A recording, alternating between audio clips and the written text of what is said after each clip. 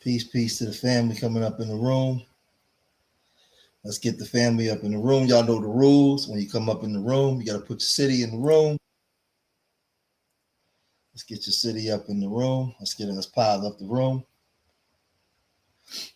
We definitely gonna get it in. We definitely gonna get it in today. We gonna get it in today. Man, these Democrats is running for. They running for cover. She, what's up, She? Hey, She, you see this white embroidery? You see this cocaine white embroidery? yeah, we're gonna get it in today. Them them Democrats, man. Them Democrats, yeah, that's embroidery. You see that? All white. Yeah, man. Them Democrats is something else, man. And the thing with them, they never learn. As you come in, we got 19 in here. Y'all not putting y'all cities up in there. Put your cities in the room, man. Put your city in the room as you come up in here. As you come up in here, put your city in the room. We're gonna get in on this Jamal Hill situation and them Latinos down there in Miami, right? Because people starting to get their wake-up call. Yeah, because Jasmine Dayton, Ohio in the house, the Bay Area in the house. Yeah, Jasmine Crockett lost. So now they all saying, they stepping out and they calling racism and they calling this and they calling that. Man, listen, it's too late. It's too late to scream racism. It's too late. Y'all already knew that they was racist. Y'all was trying to put something together that didn't exist. And now they showing you exactly who they always been, who they always been, right? That's what they showing you. So now all of a sudden they all sad, they all crying because you thought that it was for all immigrants, LGBT, trans, people of color, DEI, and whatever else they got going on. And you finding and checking in from Chicago, you finding out that it's nobody but us. Nobody but us. Nobody, listen, man. Nobody respects our accomplishments, man. They don't care nothing about that. They don't care nothing about that. Listen, and if they start respecting your accomplishments, they can't benefit off of you.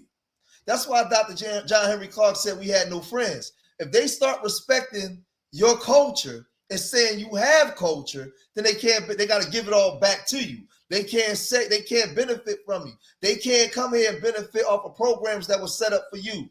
They can't respect you. I keep telling y'all for the life of me. I keep warning you guys and telling you guys, but y'all don't listen. Their lifestyle is predicated on our dysfunction. Everything that we fight for and vote for, they fight against. They have to. They have to.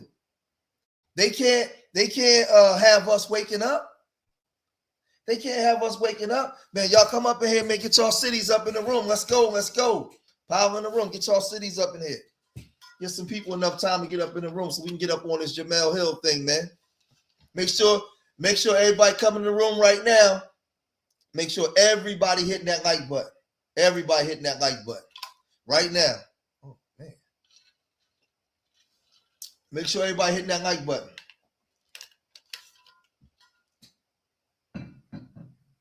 Yep. Let me see. Hold on for a second. I need to move this over real quick. But this thing gets like real goofy, man.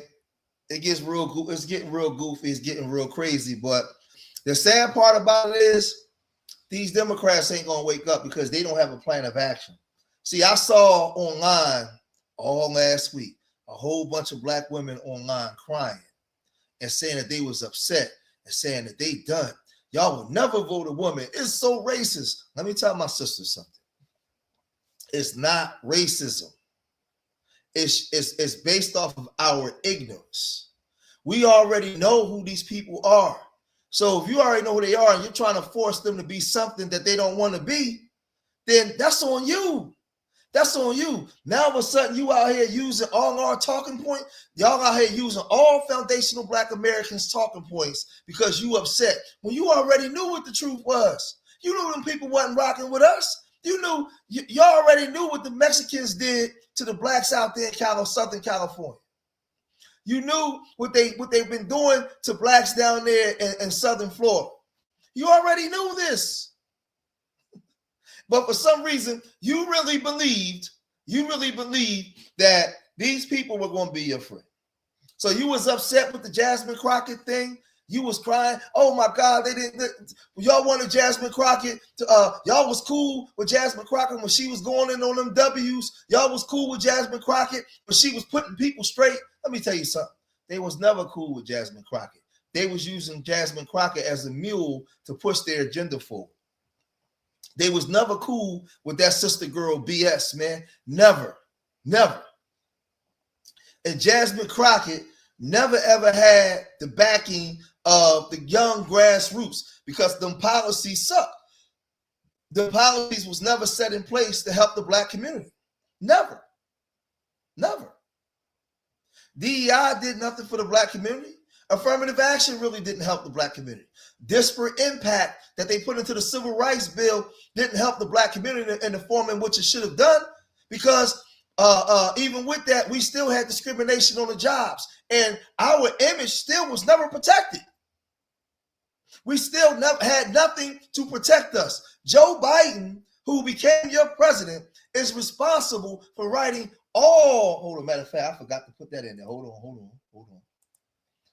Joe Biden's history of his drug laws in America. I forgot.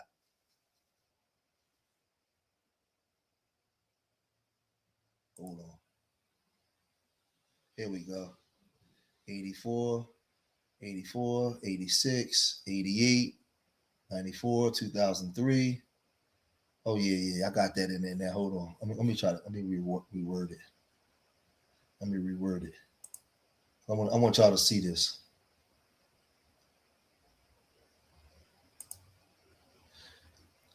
List of Joe Biden's drug laws.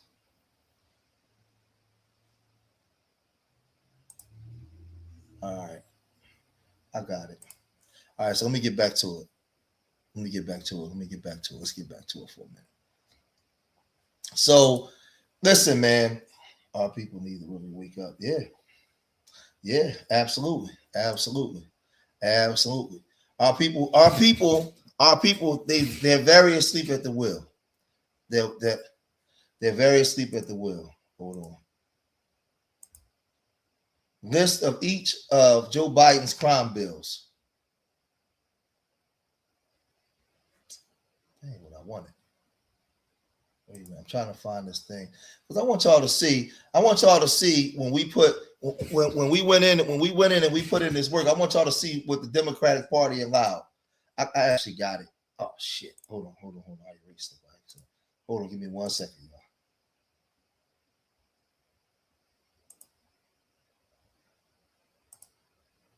Okay, yeah, I got it. I'm gonna leave it alone. I'm gonna get back to it. I got it.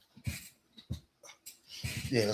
Hey, listen. When y'all come up in the room, make sure y'all not putting y'all cities up in the room, man. Get y'all cities in there. Y'all gotta let everybody know. So when people click on this, them Democrats, them Republicans, let them know that the grassroots is all over the country. The grassroots is coming in as a reason, as a method to my madness. It's a method to why I asked you guys to put your cities in there, because I want the algorithm and I want them all to know that we ain't in just one area. We're all over the place. We're coming in from everywhere. We're coming in from Indy. We're coming in from Chicago, Pomona, California. We're everywhere. Let me tell you something, man. Chino Hills, we are AC to KC, Nebraska to Alaska, baby. We everywhere. We everywhere. We all over the place, and we watching, and we yelling from the rooftops. We yelling from the rooftop, man. Yonkers, man.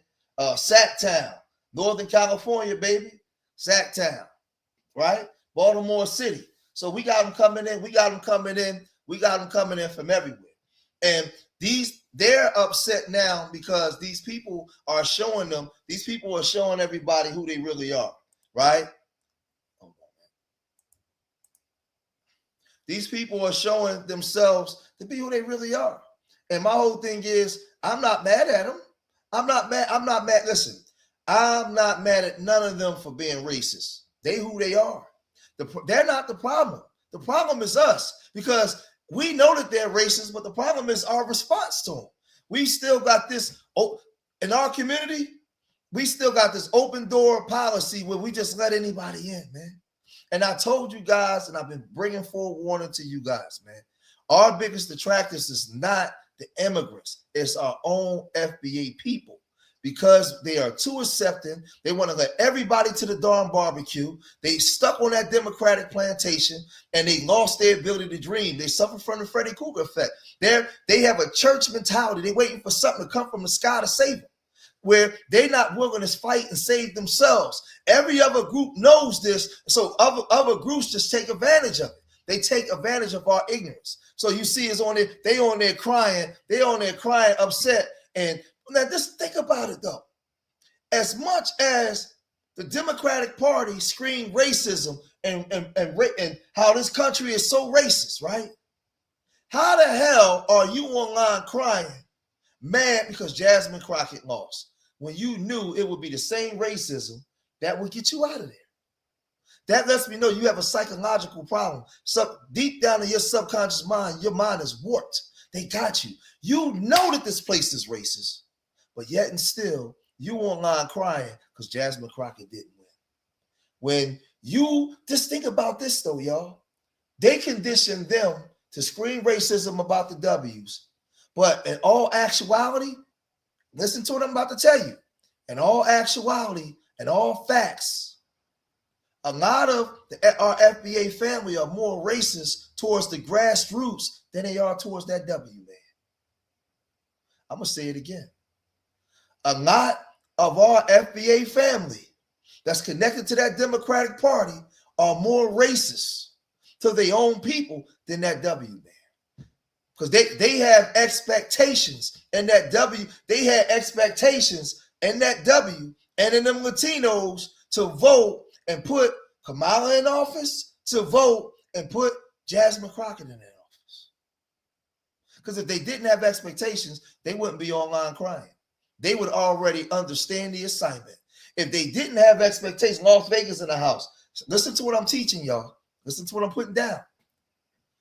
If you already expect the W man to be who he is, when he shows up and be himself, then what you upset for? Huh? What you crying for? That means you online crying because that means that you expected him to be something that he wasn't. Then you turn around and you blame black men. Then you turn around and you blame the grassroots. Or you just blatantly ignore us as if we don't exist, to the point where we got to holler and scream and make so much noise. And then when you get kicked in the behind again by the W's and the Latinos, now you online using all our talking points. Now you online using all foundational Black American talking points. And as sisters and as Black women, you knew that the Latino women didn't like you. See, I'm upset because I know for a fact Black women know that them Latino women and them W women do not like Black women. That's a fact. So it boggles my mind how a lot of y'all could be still stuck on that Democratic plantation, and they got you believing that, well, I'd rather be over here than be over there with them with them Republicans. And a lot of our people been voting Democrat for like the last damn near 60 years because of the Civil Rights Act and everything. For a long time, our people was Republican until the Republicans start pushing a more conservative narrative with Barry Goldwater and all that in the 60s, and we switched over. But when we switched over, we was fed a lot of broken promises. And things that was written was for all people. Nothing was specifically written for the Negro or the colored people. It said for all people all people within the jurisdiction of America, all groups of all colors. And that's how they got us. That's how they played us. So now just think about it. When you read that 14th Amendment, it don't say specifically for colored people. It says for all groups. So now, while we so dumb, we up there fighting for all immigrants and to get all these people into the country. When they come in here and put them right in our communities, and they go and get everything that was supposed to be for us right up under our face. A. Philip Randolph tried to warn us, and we didn't listen. We didn't listen. We all, our community always had the arms open, they legs open, or trying to go up in some cooch of a foreign woman. And now we're paying the price for it. I mean, so bad to the point where these groups even come here, they even come here and say that we don't have a culture. And the reason why they say that we don't have a culture, because they say when you go to the Caribbean, they still have a more connection to Africa. When you go to Jamaica, it's like you're in Ghana, or Guyana, it's like you're in Ghana, right? You go to like Cuba, it's like you're in the Congo, right? They say that the black people down there have a closer connection to Africa. So they still have their culture, because there's a cultural cohesiveness or connection with Africa. When you come to America, they said that we were stripped of all that, right? This is what they say. We was robbed of a thorough knowledge of something. We were stripped from it all. That's what they say, right? But if you think about it, right? Think about this, family. While they say we have no culture, and when you go to the Caribbean, South America, Central America, and they still have strong African roots in the tribes and all that, and they allegedly say we were stripped from that, that was the best thing. If that really happened, that was the best thing that ever happened for us. Because we wasn't connected with that, with that tribalism. We wasn't connected with that African cohesiveness or whatever. Because of who we were, and we know who we were as a people, and we were black people, we was able to influence the world. And influencing the world, we wasn't stingy. We opened up our arms to everybody. We loved on everybody. We got the history to show it. See, they like to bring up Marcus Garvey, Minister Farrakhan, Shirley Chisholm. They like to bring up all those people. But those people stood on a platform that other people did before they got there. Those immigrants are not in position to be there if it's not us there first. See, we wasn't coached, like they said, we wasn't cultured like them in the Caribbean and other places. Our ethnogenesis, we formed our own culture out of our resistance. We formed our own culture, understanding who we were in the 500 years of being here, being able to trace our families back to the South, right? And building up our culture through resistance, being able to triumph through resistance, through fighting. We've been up. We were the minority here when you guys were the majority in those countries. We were the minority under the foot of these W's, and was still able to create a culture that influenced the world. So you tell me which culture was more powerful: Igbo, Yoruba, whatever they was doing down in Jamaica or Brazil, or here in the Americas, here in North America. Who culture was more powerful? And you guys say that we don't have none. Yo, I got you, bro. I'm gonna distract. Hold on. Matter of fact, let me put you up here real quick. Let me put you up here. And see, don't nobody time this person out. Nobody time this person out. I want y'all to see this, and I want y'all to see this. Blah, blah, blah. Bro, this is just a distraction. But this is the stuff. What I'm saying is, right, we over here building, we got over 300, so I'm about to share the screen, right? Don't nobody time this, bro. Hey, man, goddamn, my brother in here. This is the thing. We over here building, and we not bothering nobody. We not bothering nobody. I'm going in on these Latinos, and I'm telling you, we ain't got no friends, right? And here they come. Nobody. See, this is the thing, right? Let me say this before I share my screen. Let me sit up and say this. In our delineation movement, when it came to Africa or the Caribbean, we didn't even start off at talking about them.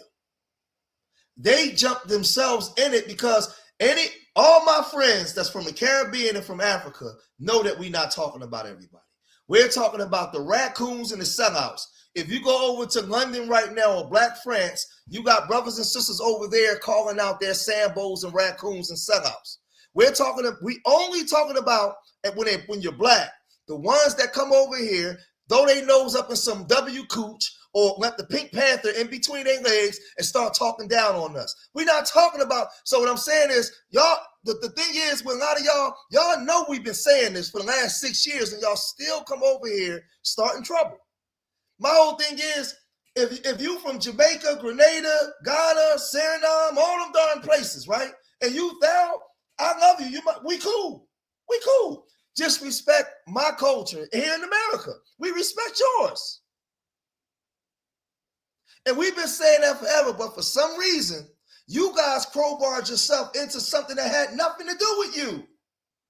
No, think about it. Nobody makes y'all call up Tariq Nasheed's show and argue with him.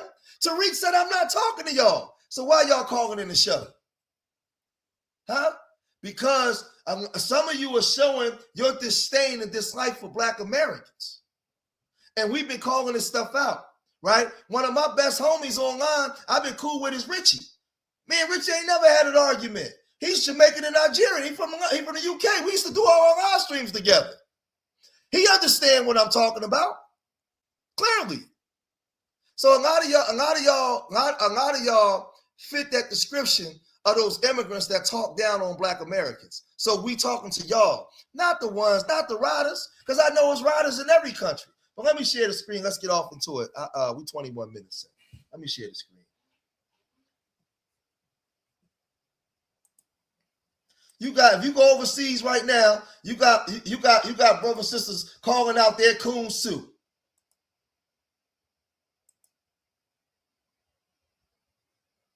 Man, listen, we got to get this. Man, I got to dissect. Now, this is the thing.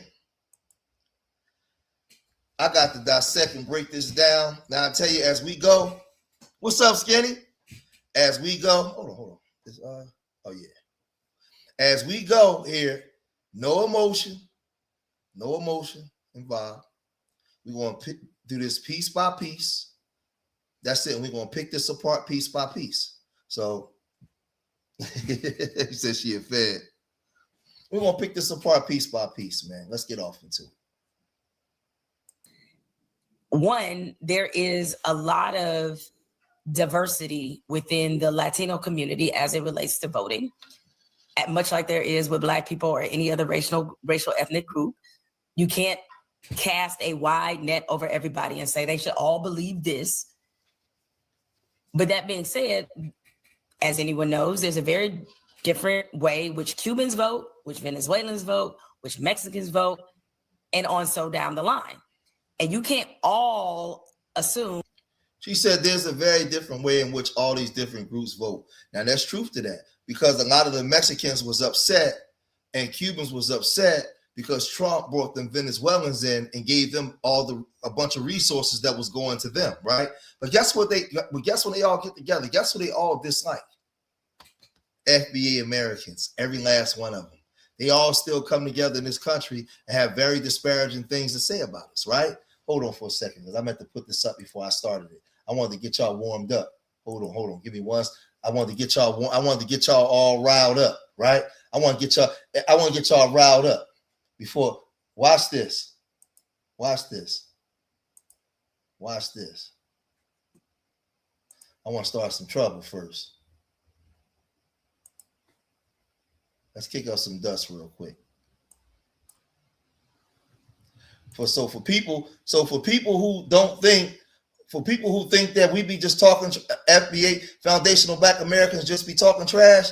Now, we always say we're not talking about everybody. We talking about people like this. But if we're gonna use your logic, Black American culture, what is it, y'all? Entirely stolen from white people. Like I said in another video, Cuban culture is more closely related to, similar to African culture and Africa than Black American culture is. You guys are far removed from Africa. Your entire culture is white people culture. Now you see this? Now, this is the thing. You see how she talking? Now, one would have to ask the question: is she a lone wolf and talking like this? Where does this stuff come from? Who's talking like this at the dinner table in her home? What type of who are people that she's around when she's talking like this? So my whole thing is, but it's thousands of them that talk like this. So as Black Americans, we supposed to just shut up? And the sad part is, here in America on the ground, it ain't just her. It's Jamaicans coming over here doing that. It's Haitians coming over here doing that. It's Cubans coming over here doing that, right? It's Brazilians. They coming in from everywhere, right? And a lot of them are coming here highly educated from the upper class of their countries, and they come in here with those anti-Black sentiments because in their countries they oppress their own people as well. And they coming right here with those anti-Black sentiments, and they talking like this. You've adopted and made your own, because that's how culture works. Well, Miami. Oh, let's listen to it one more time. But if we're gonna use your logic, Black American culture, what is it, y'all? Entirely stolen from white people. Like I said in another video, she said our culture is entirely stolen from white people. Now, this woman is a Cuban, and she clearly doesn't know Cuban culture. Damn near the whole history of Cuba is surrounded around Black people. Antonio Maceo is the national hero for Cuba. Look him up, Antonio Maceo. His mother is known as the mother of Cuba. They Black. They're Black. That's what I'm saying. Like, these people be a joke. Like, she literally. You know what? Let's go. Let's get back to Jamal. I just wanted to get y'all riled up. Let's get back to Jamal. That the same issues are important to all of them because there are distinct markers in their community, just as it is in every community. The Cubans, as we know, that are in Miami, the I will vote for Donald Trumps, they are very soft targets for misinformation. A lot of Latino and Hispanic communities are, to be frank. And especially if you're from Cuba. Cubans hear socialism, communism, and as long as the Republicans use those words to describe democratic policies, they will vote Republican. Now, this is the thing. She just went over here as a Black American and insulted those people intelligence. She said that they are very soft targets for misinformation. And she said that they don't understand socialism and communism, right? First of all, them people come from them countries. The reason why it's insulting is, no, they know exactly. They are very intentional in what they're doing. They're just racist. They supported the Batista regime. They was kicked out of Cuba into Florida and made many attempts to overtake Florida, to overtake Cuba back, and it didn't. They were the white Cubans that was kicked out.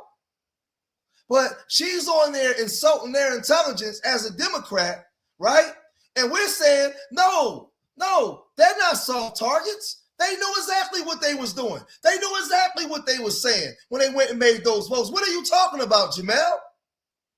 You don't speak on behalf of us making those. You over there insulting those people, right? When we're saying as FBAs, no, they voted for Trump because they knew exactly what they were doing.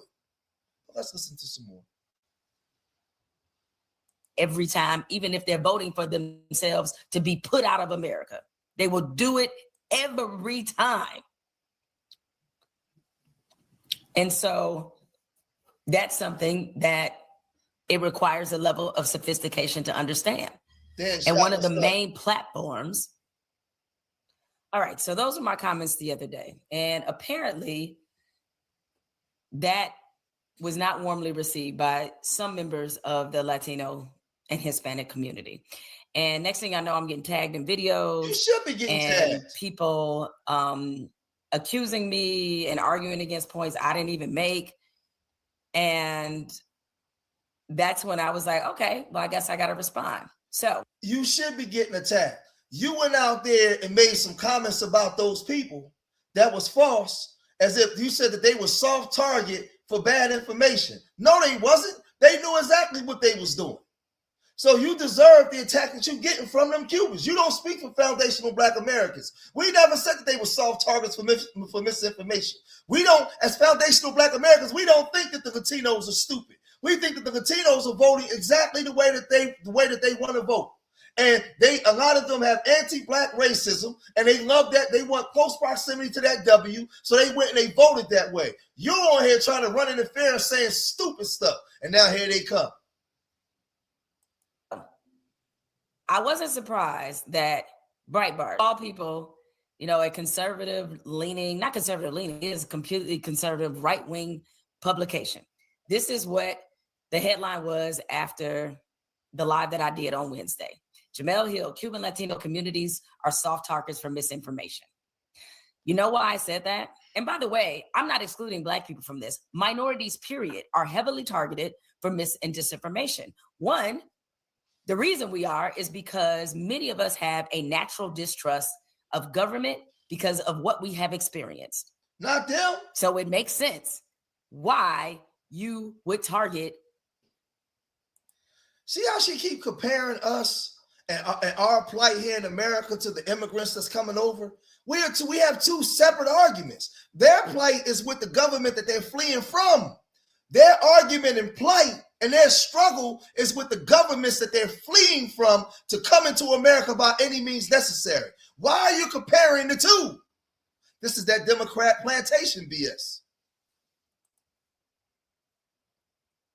Minority and marginalized groups, typically on the receiving end of the worst kinds of treatment.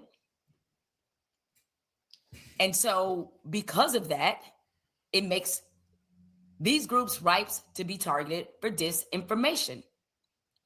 Listen, I think part of the reason we're in the situation that we are is that we assume that people are a lot more sophisticated when it comes to deciphering information than they are. Yo, you see how she disrespect? Listen. Hold on for a second. Do you see how now these Democrats are disrespecting these immigrants now? Now all of a sudden these immigrants are ignorant. They can't comprehend. Now all of a sudden these immigrants don't know no better. Because these immigrants are not supporting their agenda, now they're going to every place they can go to disrespect the immigrants, right? When we was telling y'all that these immigrants wasn't rocking with us. To us, the immigrants is doing exactly what they said they was going to do. The immigrants is right on par with what they said they were going to do. Now you radical leftists are upset because they didn't follow your agenda. So now they're stupid. You can't make this stuff up, man. You can't make this stuff up. They are not. And to my point here, I'm reading, this is directly from and I'm gonna pull it up here on the screen for you guys to see as well. Let's see. Here we go. All right. So let me pull this particular story up. Now, this is a story that was in, I think, it was on the Human Rights Watch. Now, this story, I think they published it during the 2020 election cycle. And as you see what the headline is, disinformation about U.S. elections target communities of color. So people have done research on this. All right. And one of the main things that is said in this piece, misinformation is the inadvertent spread of false information with no specific intent to harm, while disinformation is false information designed to deliberately mislead people. Disinformation can include confusing or incorrect information about the voting process, which amounts to voter suppression. Today, Black, Brown, and immigrant communities continue to be impacted by mis and disinformation, which sometimes exploits shared trauma among those communities to sway voters. So this entire article is about this. So basically, see, this is the one thing I don't like about the Democratic Party, because all they do is teach poverty, fear, and destruction. So you mean to tell me amongst the Black foundational Black American community, we have no intellectuals, or even their group, they have no intellectuals that could decipher information and break it down and give it back to their people? So now it's only whatever the Democrats say. And if it goes against the Democratic narrative, so now anything that the Republicans will put out is the truth. So now either you Republican or Democrat. You can't be in the middle with your own brain.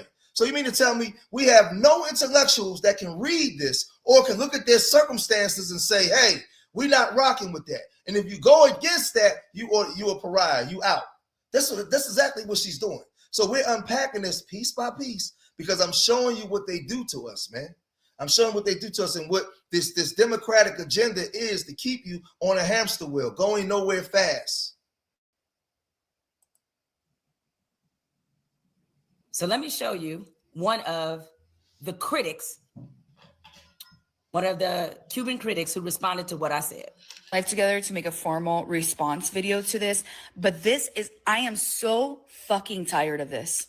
I'm so goddamn tired of this, that identity politics is only casted to minorities. White people can go around this country and vote for whoever the fuck that they want, and nobody attacks them for being white and voting Democrat or being white and voting Republican. No one tells them, hey, if you don't vote Republican, you ain't white.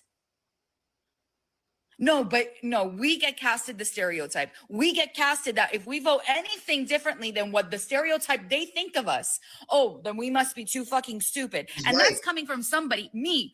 I don't identify as a conservative. I don't like Donald Trump and many, many different things I don't like about Donald Trump. And I find it actually kind of funny that she thinks she's high IQ and reduces the reason why Democrats don't win because people are too stupid. No, it could be possibly anything else. Come pinga. Baby girl. And see, this is the thing. Now, she's going to be offended now with this Cuban woman saying what she just said. But this is the thing, though. Think about this as FBA. The Democrats and our own people do identity politics on us. As young grassroots foundational Black Americans, we are supposed, listen to what that woman just said. We don't have to rock with her because she's a W Cuban, right? But what she said wasn't wrong.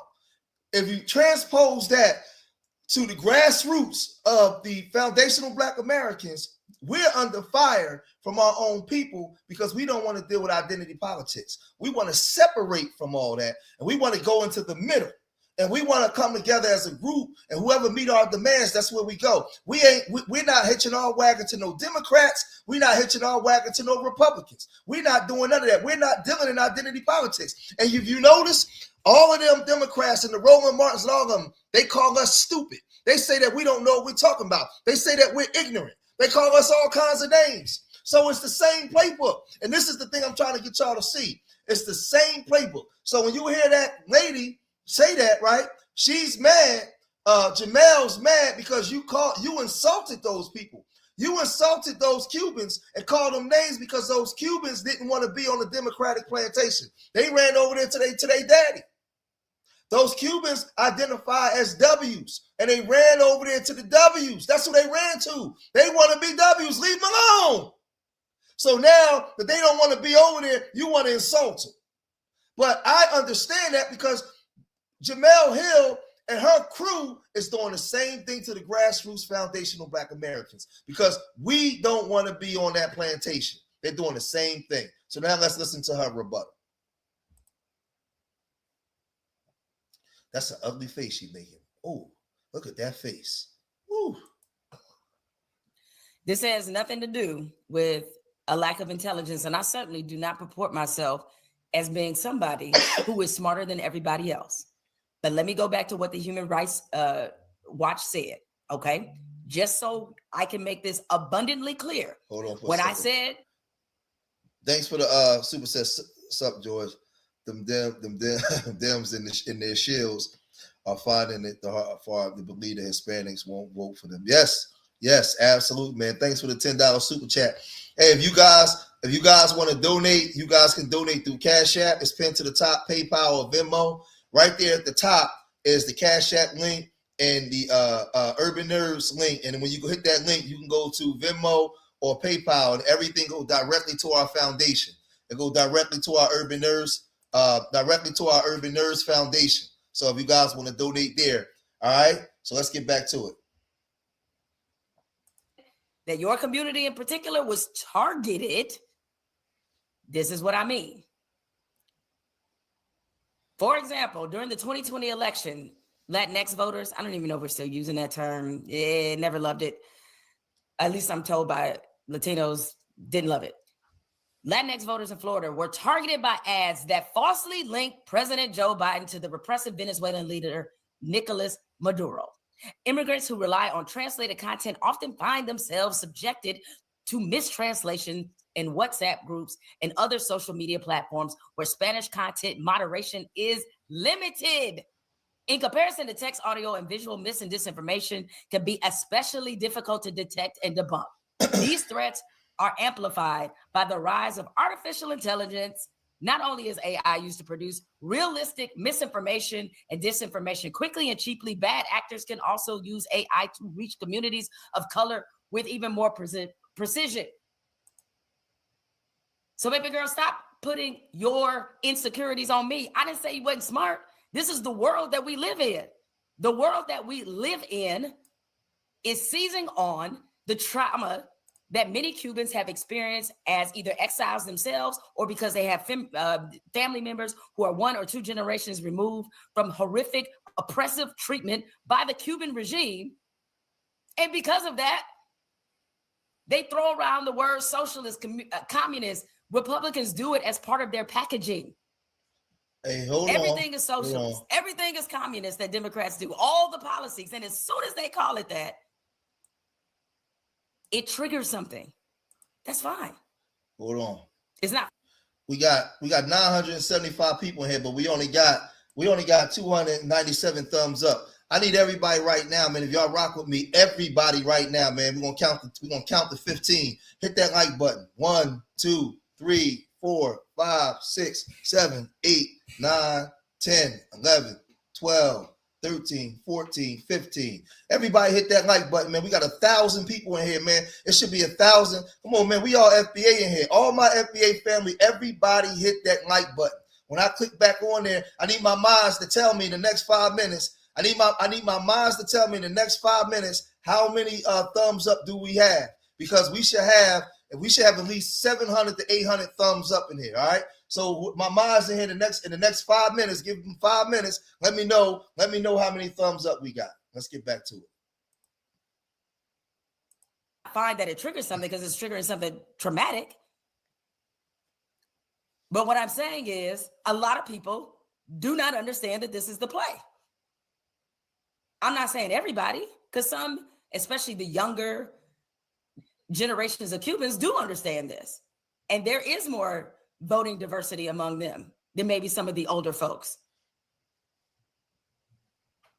But this the game plan, sis. I'm trying to put you on game. I'm trying to help you out. I'm trying to help out. But why are you trying to help out Cubans? Cubans ain't asking for our help. Let me tell y'all something, man. Cubans are down in South Florida flourishing. They're doing good. They run in South Florida. They're not asking for our help. Why? See, my whole thing is she's talking about the Cubans down there. Why you ain't talking about Black Baltimore or Black Memphis and trying to help out our own people? We spend more time trying to run over there to these other groups instead of our own people. Why are you worrying about what the Cubans is doing? The Cubans ain't worried about us. The Cubans don't want us around them. The Cubans don't want nothing to do with us, man. Nothing. And she over there having conversations with Cubans. This is what I'm saying to you. But this right here lets you know just how janky these Democrats are when it comes to their own people, right? Not one time was she has never said anything about foundational Black Americans. She's heard the term FBA. She hasn't even respected us enough to even bring us on the show to have an intellectual conversation with your own people to figure out what the young grassroots is saying. What is the young grassroots saying? Remember, she said that the young Cuban voters is voting different. They're voting out to different groups more than what their parents did. But she not one time even said, well, you know what? Even though I may disagree with FBA, let me sit down with some of these young FBA voters so I can have a conversation with these young grassroots to see what they're talking about. No, because we just supposed to be on their side. It was somebody else. are very soft targets for misinformation. Watch A lot of Latino and Hispanic communities are, to be frank, especially if you're from Cuba. Cubans hear socialism, communism, and as long as the Republicans use those words to describe democratic policies, they will vote. So apparently, millions of Hispanic voters didn't make a conscious decision because we just so confused, you know, we didn't understand what we were doing.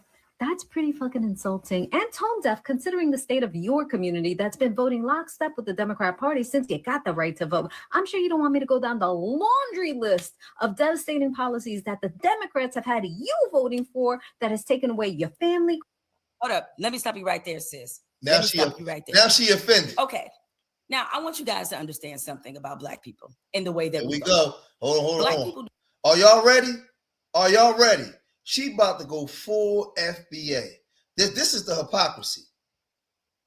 They sit here and make fun of us and talk down to their own people. So now, as soon as this pale-faced Cuban disrespects her, she about to go full FBA now.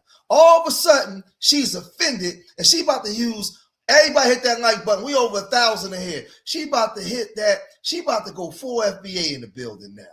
Oh man, this thing about to get real. She in the grease now. It's getting real hot. Do not vote Democratic because they feel some unusually high natural sense of loyalty to the Democratic Party. We ain't trying to be in the in crowd. We're not trying to gain proximity with nothing. We just trying to be liberated. So far, for the last 50, 60 years, maybe 70 at this point, got to do the math. The Democrats have been the pathway. Keyword is pathway, meaning we're using them to get to a goal that we want to achieve. Because did you know? Now I want y'all to listen. She said that the Democrats have been the pathway for us to get to where we're trying to go. This is what she said. So now let's take the emotion down and let's listen. Let's put our thinking caps on and let's listen intently to what she's saying. Because we're going to unpack this one. Oh, this is good. It's getting good. Oh, before that, a lot of Black people voted Republican. Jackie Robinson was a Republican. Frederick Douglass was a Republican. The reason we did is because at the time, they represented the pathway for us to get to where we want to get. So let me sit up. Let's unpack that. So the Republicans at that time represented the pathway for us to get to where we wanted to get. But when it comes to the Republicans, we still had a lot of broken promises. Under the path of the Republicans, we still had, when we were voting Republican, our cities were being burned down. We still had the Elaine Massacre. We still had the Devil's Punch Bowl. We still had Rosewood and Tulsa and all these things. We wasn't being protected by the federal government. We wasn't being protected by the government. Those civil rights bills that was passed that was supposed to give us equal protection and all that, them honoring the treaties of 1866, those treaties and all that stuff, none of that stuff was honored. So even though we had, even to the point where the Republicans were so racist, we had to form our own Black Republican Party. Those Republicans wasn't rocking with Black folks. So even when you get up to Jackie Robinson, they switched over because they start pushing more of that Barry Goldwater and going against the Rockefellers. So we got to understand, they're misleading the people. That was never the pathway because it was a pathway to a dead end. It was a pathway to a dead end. Our communities in the 70s and the 60s were starving. You had certain communities maybe up in Detroit with the car industry that was bustling up until you had the riots, and then they took the industries out. It was a pathway to a dead end. It was a pathway right into the heroin holocaust. But let's listen to some more. She can run this game on she can't run the game on me. That's all we see is a pathway. Who is providing the pathway for us to get the closest to our damn goal? And you want to talk about policy? Now, wait a minute. She said, who is providing? That means that there's somebody external. There's somebody outside of us that's going to provide that pathway. You're talking about the descendants of slaves. You're talking about the people whose lifestyle was predicated on us being in the conditions that we're in, as if they was going to help us. This woman is delusional. She's talking as if we actually had friends. She's talking as if these people was actually our allies. She's talking as if these people was going to provide a fair and just platform for us. Jamal, who the hell are you talking? What are you talking about? But these people can say anything, and we just believe it. We just believe it.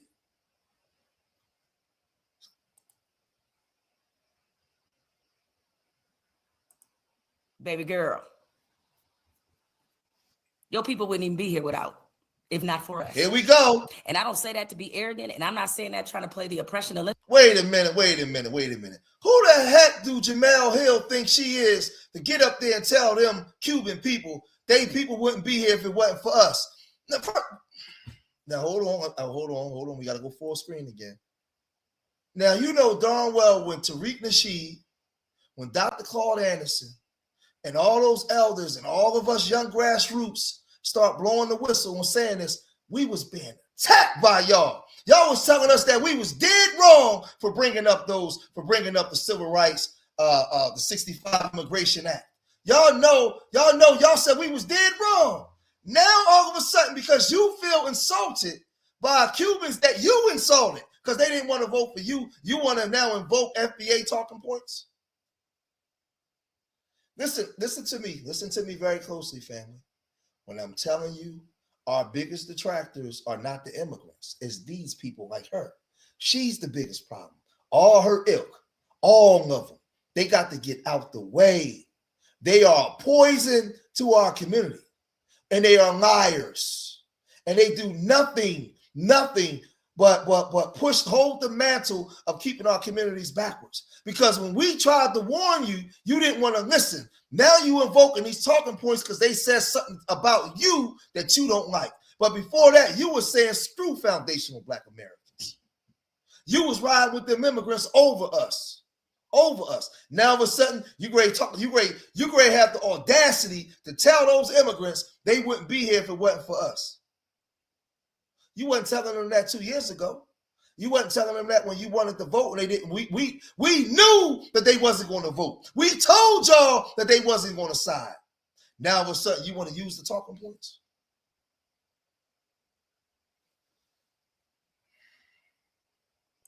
Olympics. But the reason I am saying that, not all your people, because there's some variations in history. The reason I'm saying this is because one of the things that the Civil Rights Act of 1964 did, you know, that act that was fought by Dr. Martin Luther King Jr., Black civil rights leaders of the era, who put their blood, spilled their blood, got their blood spilled so this country could actually live up to what was in the damn brochure. That movement created the civil rights movement, which led to something very, very important, extremely important. It led to eventually the Immigration and Nationality Act of 1965. So here's how we went. It was Civil Rights Act of 1964, Voting Rights Act of 1965, and also the Immigration and Nationality Act, which did what? Total help me sing. It abolished race-based immigration, the quota system. Because before that, they was only trying to let in people from certain countries. And by certain, you know exactly the ones I'm talking about. They ain't look like you. That's what you need to know. But because America was forced through the protest, through the spilling of... Jamal, let me talk to you, Jamal, let me talk to you. We tried to warn you. These Cubans don't give a damn about what you're talking about. These Panamanians and Jamaicans and Haitians and Brazilians and all these groups coming in here, they don't give a damn about what you're talking about. They come here to make money. They don't care nothing about our story or our plight. They came here to benefit. Once they came here when the coast was clear. Once we finished getting our heads bashed in and we got all the laws passed for them to benefit from, they showed up in the 60s and the 70s. Some of them was here, and let me say this, right? Some of them was here, right? And some of them was riders. Listen, Harry Belafonte was a rider. Harry Belafonte was a powerful man in the civil rights movement that took care of Dr. King's family when he was assassinated. Harry Belafonte wasn't here going against Black Americans. He came here and ingratiated himself into the culture. Shirley Chisholm ingratiated herself into the culture, right? Minister Louis Farrakhan ingratiated themselves into the culture. Because there was already a platform for them here. So we don't got no smoke for them. We got love for them. We're talking about the ones that come here that talk down to us that don't. Matter of fact, hold on, man. See, because this is where people like Jamal and them are stupid. First of all, when you want to invoke a Colin Powell, when you want to bring up the Shirley Chisholms, they are a direct representation of the love and the non-tribalism that foundational Black Americans have practiced since we've been here, since our inception. We are the only ones that had an open door where you could come here, and when you can prove and show that you are 10 toes down, we even let you be a leader amongst the group. We loved you so much that you can even lead the group. So when you want to invoke a Stokely Carmichael, or any of those brothers that came or sisters that came from overseas, right? When you want to invoke them, make sure you let it be known that it was those foundational Black Americans that love Black people so much that when you came into our communities, we put our arm around you, we fed you, we clothed you, we built you up, we even said you could be a leader. Show me any other group that did that. I'll wait. Show them to me. Show me the other group. So when you come here and say that we don't have culture, or you say that we're lazy, or you say, no. Show me any other culture that did that for Black people. I'll wait.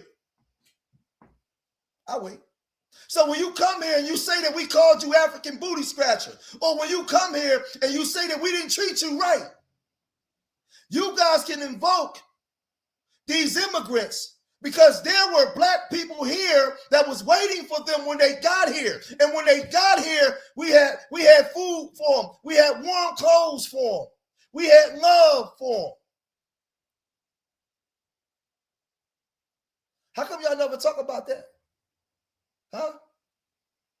Those immigrants wasn't running for their life from Black Americans. How come y'all never invoke that or bring that up? So what I'm trying to tell Jamal, they don't give a damn about the Naturalization and 65 Act. They care nothing about that. Let's move on. I just wanted to get an outstanding understanding, because sometimes we get confused. Marcus Garvey don't exist if foundational Black Americans don't love. Marcus Garvey would not be Marcus Garvey if it wasn't for us. That's us. That's our grandparents. That's your grandparents. That's your big mama and big daddy opening up the door for them. So when you immigrants start talking now, how about you mention that? How about you start with that? How about you start with, them Black Americans, man, when we immigrated to the country, man, they was right here waiting for us, man. And I was able to become who I become, man, because they let me in the group, man. They said, man, they came in, they said, you Black? I said, yeah. They said, fall in line then, nigga. Fall in line, let's go. We're not operating on tribalism. Where you from? You from Trinidad? You Black first? Yeah. All right, you our brother then, come on. And that's the practice what we always practice. Now we finding out that it's kicking us in the behind. But let's listen to some more.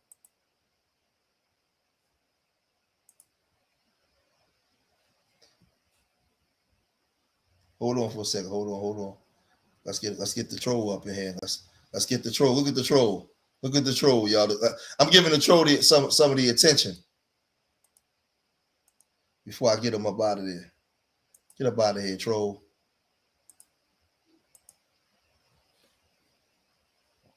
All right, let's get back to it. The black blood to deal with civil rights, that is what led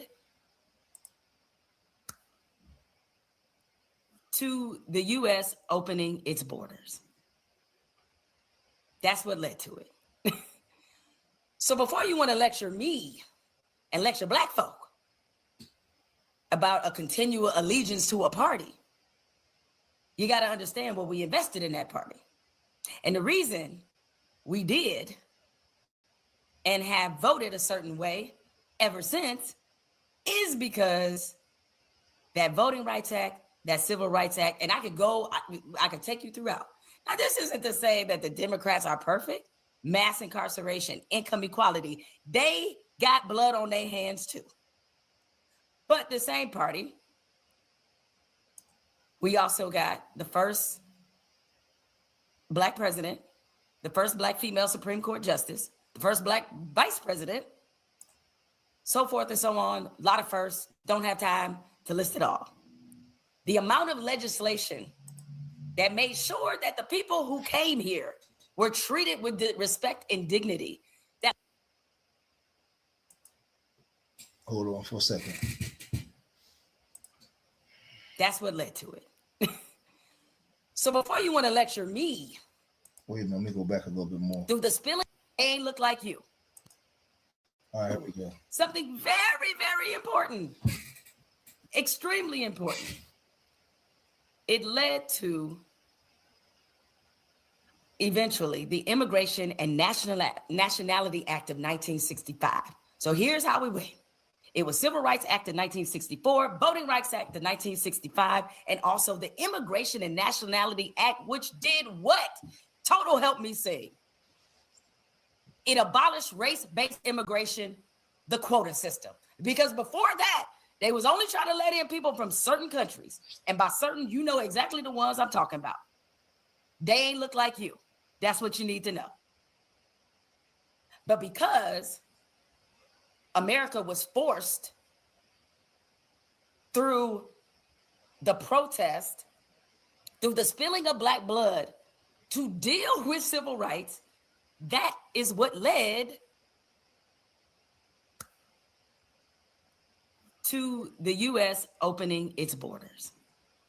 I don't even think that she knows what she's talking about. The way she's talking, she don't sound. So before you want to lecture me, she's breaking this down and lecture black folk about a continual allegiance to a party, you got to understand what we invested in that party. And the reason we did and have voted a certain way ever since is because that Voting Rights Act, that Civil Rights Act, and I could take you throughout. Now, this isn't to say that the Democrats are perfect. Mass incarceration, income equality, they got blood on their hands too. But the same party, we also got the first black president. No, we don't. First black female Supreme Court justice. First black vice president. No, whoa. See? And remember when she was talking that pathway stuff? This is what I'm talking about. It's a pathway to nowhere. We don't have the first black president. He is not one of us. No shade to him, but he's not one of us. She knows this. Everybody else knows this. See, let me explain something to you guys. The chief reason why what's the sister down there in Texas didn't get elected as senator, because the Latinos got their numbers up there. Why would the Latinos want her to be their senator when they outnumber the blacks down there? They'll just go get Rico out of there sometime, and at some point they're looking at it like, listen, we can have our own people there. Why have him there? Why have her there? They'll deal with Rico because he's a W, then deal with a black person, a black face, a black woman. Right? So now she's saying that we got this black. Ketanji Brown is married to a W man. And I believe part of her roots is Caribbean as well. She's married to she has the Pink Panther running all up in her womb. But y'all, see, you know what's funny? They like to scream racism all the time. Racism, racism, racism. But you cool with Ketanji Brown having this W man running out of her wound anytime he wants. Y'all cool with that though. You cool with Kamala Harris with this W man, right? You cool with that. But at the same time, you scream racism every 5 seconds. How you expect these W's to take you serious? You don't even respect the Black American, the foundational Black American family enough to even have an intact family. The very thing that they sought to destroy. They could just run up here with the Pink Panther running all through their wombs, and y'all just accept it. And you talking about this is the platform that's pushing us forward. No, it's not. No, it's not. It's not benefiting our communities.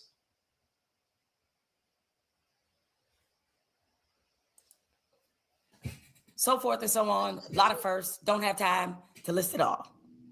The amount of legislation that made sure that the people who came here were treated with respect and dignity that was fought for by Black people, because we are always the test case and we always on the front line. You can count on that, sis. Count on it. That's the reason many of you all who are here, who are not born here, are able to enjoy what you enjoy. Just saying. Let's continue. Observation, the lowest level of education, but we're dumb because we understand what communism and socialism is. Newsflash, when we hear those words, it's not a trigger, bitch, it's experience. And in case you didn't. First of all, I know on a video, I just want to address one thing real quick. So she's upset because now they trolling her. Don't get too comfortable, sis. Actually, you already too comfortable. Listen to this. Now she want to fight. Because we can keep this very civil, or we can get into some gangster shit, as they say. And by gangster shit, I don't mean. Now let me pause. Oh, I'm sorry, y'all. Y'all didn't see it. Hold on. Let's go backwards just a little bit. Education, but we're dumb because we understand what communism and socialism is. Newsflash, when we hear those words, it's not a trigger, bitch, it's experience. And in case you didn't. First of all, I know on a video, I just want to address one thing real quick. Don't get too comfortable, sis. Actually, you already too comfortable. Because we can keep this very civil, or we can get into some gangster shit, as they say. And by gangster shit, I don't mean I'm physically threatening you. What I am saying is you don't know me. Now, see, I'm going to say something, right? I don't like this. And this is what I'm saying. They so stupid. She's so dumb. She fall right into the Black women, the angry Black women narrative. You're not supposed to get triggered by this. And this is why I always tell y'all, always take the emotion out. Take out the emotion, be emotionless. When you're dealing with these racist people, just deal with them accordingly. Because their job is to get you revved up so that way they can get you to act like this. And you're supposed to be this educated Black woman with all these degrees and speaking on behalf of the Black community, and they can come say one thing and get you acting just like the N-word they accuse us of being, right? We have to conduct and control ourselves and handle ourselves a certain way and beat them with dignity, right? You up here, the sister name is keeping me down there in Texas. She was down there doing the same thing, acting a double dog fool. No, that's not the way you do it. That's not the way that you handle yourself, especially when you walk in knowing who these people are. So if you already go in knowing that these people are racist, how can they say something to get up under your skin when you know that you're on a mission? I'm on FBA business. We come on here, we dissect and we unpack. No need to be emotional. Now you talk about getting into gangster stuff, and what are you talking about? You ain't no gangbanger. What is this talk? What is this? This is acceptable?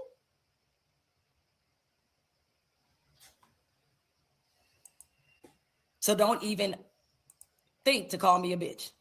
Because I promise you, if you say that to my face, we're going to have some different kind of words. And they're not going to be nice. So watch your walk. Watch it. So then they want to call us dumb. Somebody says she a sister at heart. But no, listen. No, man. That has nothing to do with being a sister. We got to get out of that way of thinking, man. And all those fake stereotypes that they put on us, man. We got to be able to control our emotions.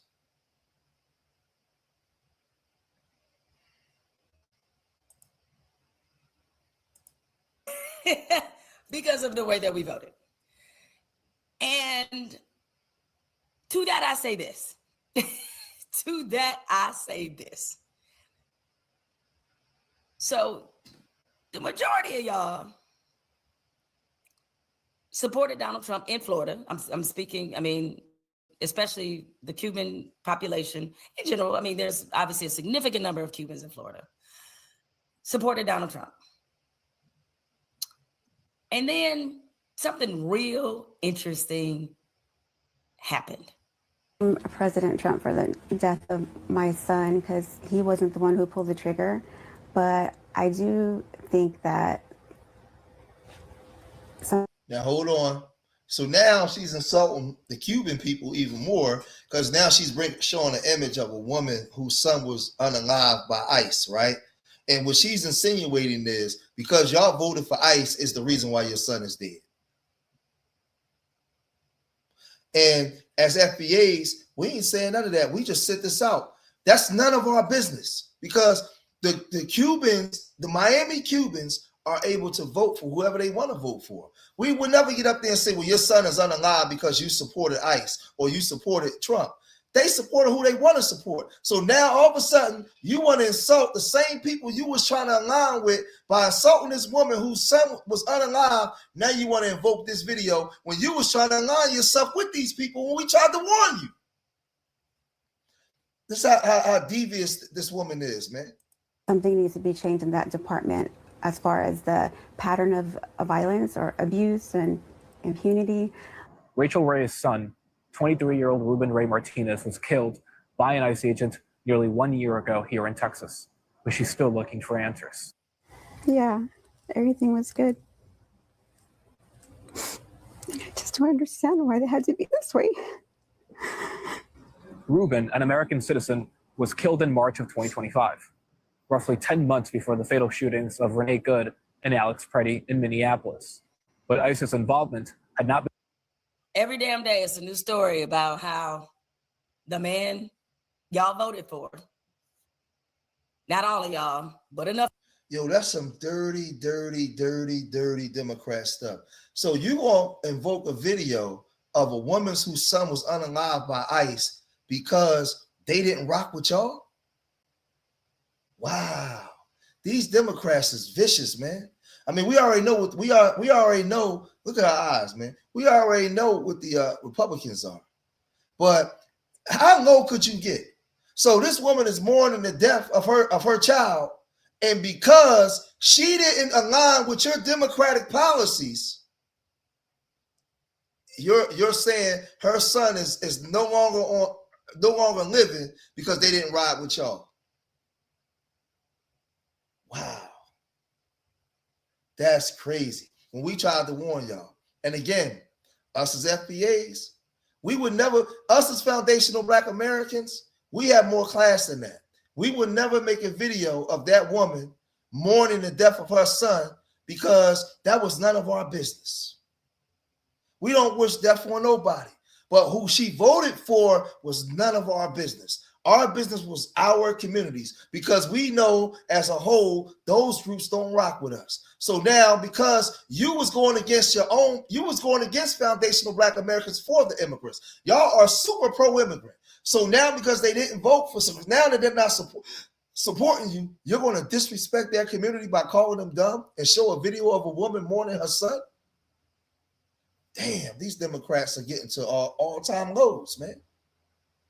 For y'all, in certain parts of the country, by an overwhelming majority, every day, I'm seeing a story about how y'all didn't know that y'all was on the menu. Because the one thing Black people have definitely understood, we always on the menu. That's why we vote like we vote. See. Now, you know what's funny? When Obama was the president, You had black boys getting blown away by police officers every other month. Black women. When Biden was the president, you had black people being blown away. We were still voting Democrat. Obama didn't put nothing in place to protect us from police or enforce the federal government to protect our image. Obama did nothing. Joe Biden did nothing. So she's a hypocrite. She's sitting up here playing this video of a woman mourning the death of her child, when she knows good full well that when Obama was the president and black boys was being blown away, we all saw Tamir Rice get blown down on video. Nothing happened. We saw what happened to Terrence Crutcher. We saw what they did to Terrence Crutcher. We remember Corin Gaines. What's the girl that was unalived inside the house when they were serving a no-knock warrant for her boyfriend? We remember all that. We remember all that. All that up on all that 99.9% of the Democratic regime. But let's listen to some more. Y'all got it twisted, and we just trying to educate y'all about racial hierarchy and how it actually works in America versus how you want it to work and how they've convinced you that it does work. Because the first thing a lot of immigrants groups learn when they get here is that the more anti-black you are, the more you can rise up the ladder and be closer to what? Proximity to whiteness, which means proximity to privilege.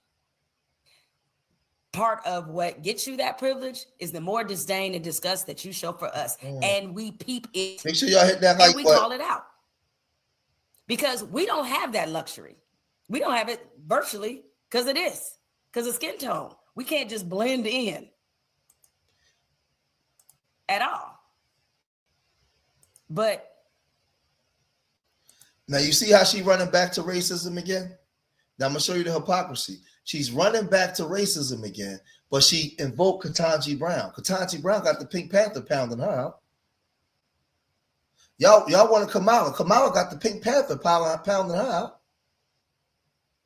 So I'm confused. Is it racism only when it's the Republicans, but it's not racism when it's the Democrats? So it's racism with the Republicans, but the Democrats, you can come in with white husbands, white wives. You can do whatever you want to do, and it's just excused. It's just okay, huh? When it's that way, right? It's just excused. Oh, okay. Much like they did with the Italians, much like they did with the Irish, they had them denounce their ethnicity when they came to America and fit into the comfy confines of whiteness so that they could get access to the privilege. And that meant treating us a certain way. That also meant shedding their identity to claim a more homogenous white one that was in line with what was already here. Let's continue. Hispanics are conservative because we value family, faith, entrepreneurship, working hard, building something for the next generation. Let me stop you right there. Because she on one. So she said all them little traits. We value family like black people don't. Don't nobody go to church and more aligned with church than black people. Even though church attendance overall has been in decline, you know who's... Jamel, you're still not getting it, Jamel. Those Miami Cubans down there are controlling the business. They're getting their business together. They're buying up the property. Them and the Asians, they're down there doing their thing. And they're moving up. What you guys are doing is keeping the black people on community-based programs that doesn't promote empowerment. It doesn't promote us to take control of black cities where we're the majority. There's no excuse under this democratic regime where black people are not controlling the commerce in Baltimore, right? A place like Baltimore, a place like Philadelphia, right? Place like Milwaukee, Wisconsin, all these places where you have large percentages of black populations, we should by this time we should be moving. But because we stuck on this church democratic mentality, we're not going nowhere. Then you're mad at these people when you're firing shots at her. Now she's firing back, and now you're mad. Now you're mad. So this is why foundational Black Americans said we got to gatekeep our culture. We said we must gatekeep. We must go over here and do it because the old way hasn't been working. So, but now you're mad at her, and you're talking about what? Show me what the democratic policies where they promote any form of foundational Black American empowerment, or is it all inclusive for everybody? Percentage still remains pretty up there and leads among all racial groups. Black people. We go to church a lot. Some would say too much, right? And that our dependency on Christianity has cost us more of our liberation. But that's a conversation for another day. We are not going there. We want to build homes, communities. Who are you talking to? Should I point out the number of communities that we have built self-sustained that white supremacy burned to the ground? Should I tell you about this? How are you talking about white supremacy and you wanted to put a vice president in there with a white husband? What are you talking? Jamal, I'm confused.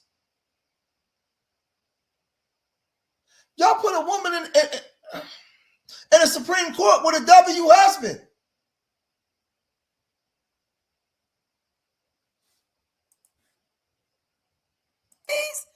Would you like to hear about them? Would you like to hear about Tulsa and the thousands of other communities that were burned to the ground? Would you like to hear about them in Florida, for example, where they were burned to the ground simply because we wanted our own self-sustaining businesses and entrepreneurship? We have faced redlining. We have faced Jim Crow. We have faced all these things. We have died for this country when we had no guarantee of full citizenship. We have represented this country on a sports front in the Olympics, from Jesse Owens to John Carlos and Tommy Lee, and a whole lot of people in between, the Wilma Rudolph. I can continue to name them. You just invoked Wilma Rudolph? We didn't even have full voting rights, but we was out there with the USA all on the chest, dying in wars, not having access to the GI Bill because they only wanted that for white soldiers, even though we bled, we fought, we died for this country too. Just so you can be on the internet talking reckless. Thank you is the word you're looking for. Let me help you out. God. Do y'all hear this? Wait, do you hear the way she's talking to these immigrants? Do you hear this? Now, when we was calling immigrants out, they was saying that we was invoking hate speech. When we was calling the immigrants out, they was trying to get us banned from the internet. Now, all of a sudden, they're using the same foundational Black American talking points. The same exact foundational Black American talking points. This is crazy. Come on, keep it up. Let's go. You talking about our education levels. We had to have an entire college system created. We had to build that with philanthropy from white folks for sure. But the whole reason HBCUs exist, in which, last I checked, there were quite a few members of the Latino and Hispanic community enjoying HBCUs. Part of the reason we had to build and maintain that ourselves because we did not have access to a lot of the things that now we have access to. So we had to deal with structural inequality from the get-go. From enslavement through Jim Crow, through mass incarceration, as you mentioned, through all of these things, because by design, our communities were attacked. We're the most resilient people you could possibly think of when you think about all the things we have gone through. So sis, please don't let me break out more of these receipts. Just because my mom's in the chat. If we got any trolls in there, just time them out. Don't hide them, but just time them out for 20 minutes. All the trolls. If anybody in there saying disparaging things or trolling, I just modded up a couple people. Just get the trolls out. Just time them out for like 20 minutes. I ain't say all of y'all. I said some of y'all. Some of y'all like being in their comfort a little too much. And what happens is you wind up finding out what they really think about you in a harsh way. And all we do is say, hey, we tried. We tried to put you up on game. Tried to tell you how this was going to turn out. We tried to tell you. So I couldn't help that same young lady. I saw this on her Instagram page.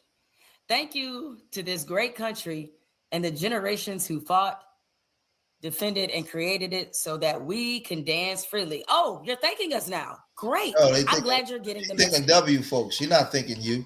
And you know, you got Bad Bunny playing in the background. They don't rock with us He's like Puerto that. Rican. Wasn't nobody rooting other than Puerto Ricans and other than people within the diaspora of that community. Black people was almost neck and neck with rooting for Bad Bunny because we understood the assignment. The problem is that some of y'all, not all of y'all, some of y'all don't. And that was evidenced by the fact that the big reason why Donald Trump is in office is because some of y'all did not understand the assignment. And because you didn't understand the assignment, that is why this is happening. Until recently. I was devastated and in disbelief. And it's bad enough to lose your child, but then to lose your child at the hands of law enforcement when they're supposed to be the ones to protect your child. According to his family, Ruben was out celebrating his birthday with his best friend, Joshua Orta. ICE says one of its agents fired defensive shots into Ruben's vehicle after Ruben alleged. Hold on. Y'all see how dirty that is? Listen, now we FBA, man. And we got a soul. Y'all see how she said because they didn't understand the assignment is why her son is not here? What kind of person are you? Who does something like that? Who says stuff like that? And this is okay? Like, honestly, that community should be on her bumper for that. So, because they didn't understand the assignment to support you is the reason why her son is dead. Wow. Wow. That's crazy. Talk about FBAs. FBA we'll never say nothing like that. That's not funny that her son was unalive. Allegedly failed to follow directions and hit another ICE agent. It's an allegation that was strongly disputed by Orta, who wrote in a draft declaration that his friend Ruben did not hit anyone. Orta died in a car crash in February before he could testify. What did Joshua tell you about what happened that? So I feel bad in the sense like there's so many people who have undergone the terror of ICE, and not just brown people, black people too, that as well. I mean, we are hearing countless and countless stories. Yeah. But some of y'all thought that when you were cheering on, when Donald Trump was talking about we deporting everybody, and you didn't realize he really meant everybody, not just the people you don't like, not just the people you thought were undeserving of being here. All right, yeah. If you think an ICE agent can tell the difference between a Venezuelan, a Guatemalan, a Cuban, and a Mexican, they cannot. So as far as they're concerned, all y'all the same thing. All of y'all. So I appreciate these little hate messages from some of y'all. Let's see, what does this say? That was in my inbox. I got to read it on my phone because I can't really see that type. Yeah, I'm that many years old. But I think calling me names, a couple racial slurs mixed in there too. Oh, right, yeah, that was my son. My youngest, that was my youngest child. That one off. Zay. Moron. But just think about that though, y'all. She said because they didn't follow the assignment is the reason why this woman, Like, and you found the clip of a woman mourning the death of her son. So it's a whole bunch of ways you could have got at the Latinos. Like, in my mind, hold on for a second. I want y'all to see my face.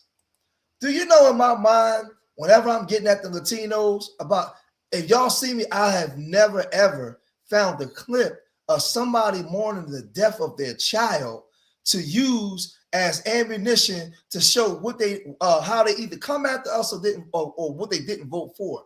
I have never, ever, I would never do nothing like that. I would never go get a video of a woman mourning the death of her child to say that you didn't understand the assignment.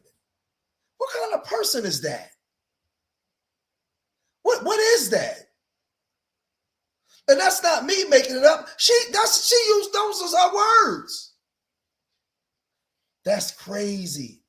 Now we got a lot of women in the chat. Yeah, how many, like, are the women okay with this?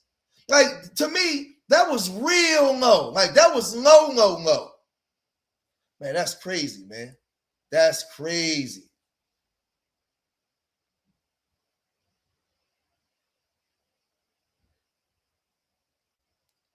That's crazy. So, yeah. So when considering, and many people have said it's to our detriment that Black people include brown people within the coalition. I don't want to think that way. I don't think that way, despite all the things that I'm saying now, because again, I'm applying this to the group it applies to and no one else, just so we're clear. Is that this is how white supremacy actually wins. This is the goal. The goal is to create a sense of have and have nots within the communities in which white supremacy really has underfoot, so that we're too busy fighting each other. So we're not asking deeper questions about why, since Lyndon B. Johnson had the majority of white people not voted for a Democratic presidential nominee. We know the answer why, and this is not really about a political party, but the fact is that there is a very concerted effort by this administration and those who believe in that administration to send the progress back. And if you think that you're going to be exempt from the hammer of white supremacy. Here she go with white supremacy again. The hammer. All I can tell you is they can show you better than they can tell you. And we have been shown and told, which is why we're speaking from a level of lived experience in this country. We know this country better than. Yo, they sent her out to be the spokesman for the Democrats. She's trying her best to get them to come on their side. She is working. She is trying everything, but you done messed up. You done messed up. So now, so you show a video of a woman mourning the death of her son, and now you're trying to get them back. Now you're begging them to come back at the same time. Then this country knows itself. We know. And it's because we know this country better than it knows itself that we can tell you exactly what the plan is. It's why.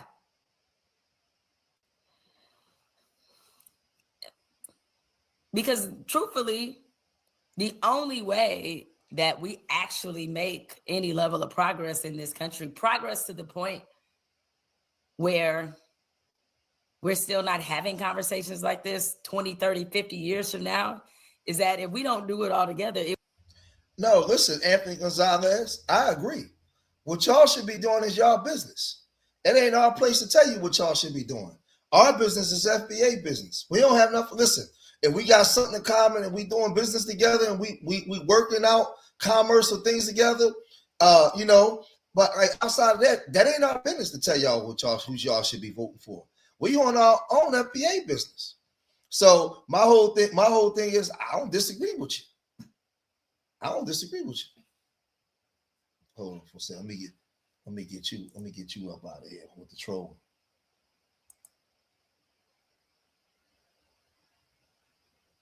There you go. Right there.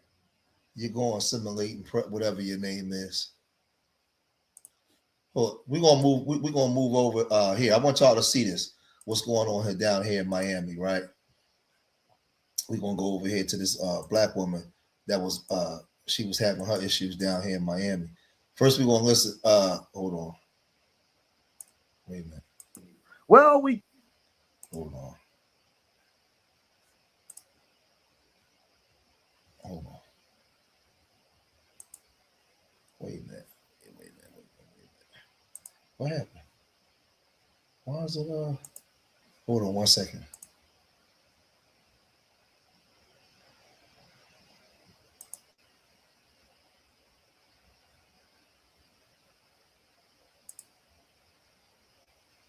Wait a minute. I can't get it to this song just started acting goofy. Hold on. Why can't I get it to play right?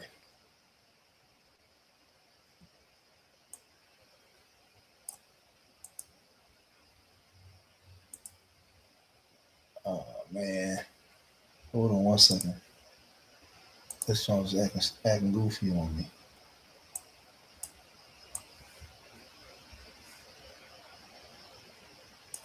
Wait a minute. I probably can pull. I'm gonna have to pull it up the other way. Hold on 1 second. Latino exposed for anti-black racism in Miami. Hold on. Give me 1 second, y'all.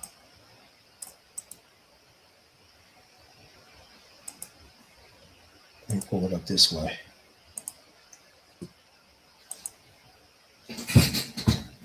What the hell?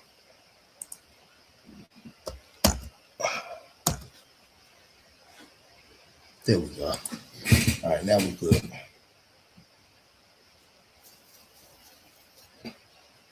Oh, my computer. Oh, here we go. All right, now let me share the screen again. My bad, y'all.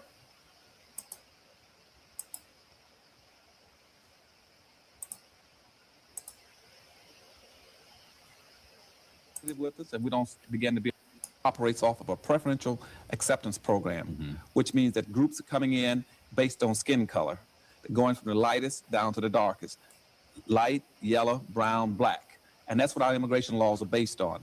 And black folk will not be able to penetrate through those groups to get to the white society when that happens, because those groups owe us nothing. They don't understand our problems, and they are competitive with us, and we don't begin to be a little more aggressive about being in a competitive posture. They're going to eat our lunches. Black Americans have been concerned that hold on. Now there's some Latino men who's been reassigned, and they feel like they're being targeted down in Miami. by black women. They feel like they're being discriminated against. So they filed suit against this black woman, right? So now, mind what's you, going on Miami? Latino men. And we know how Latino men feel taking orders from women within their culture. I could talk about that all day. But check this out. The top cop in Miami Gardens firing back against claims of discrimination made by 5 of her own officers who are also calling for her ouster. while I acknowledge the officers' right to voice their concern, the demand for my resignation is misguided and misplaced.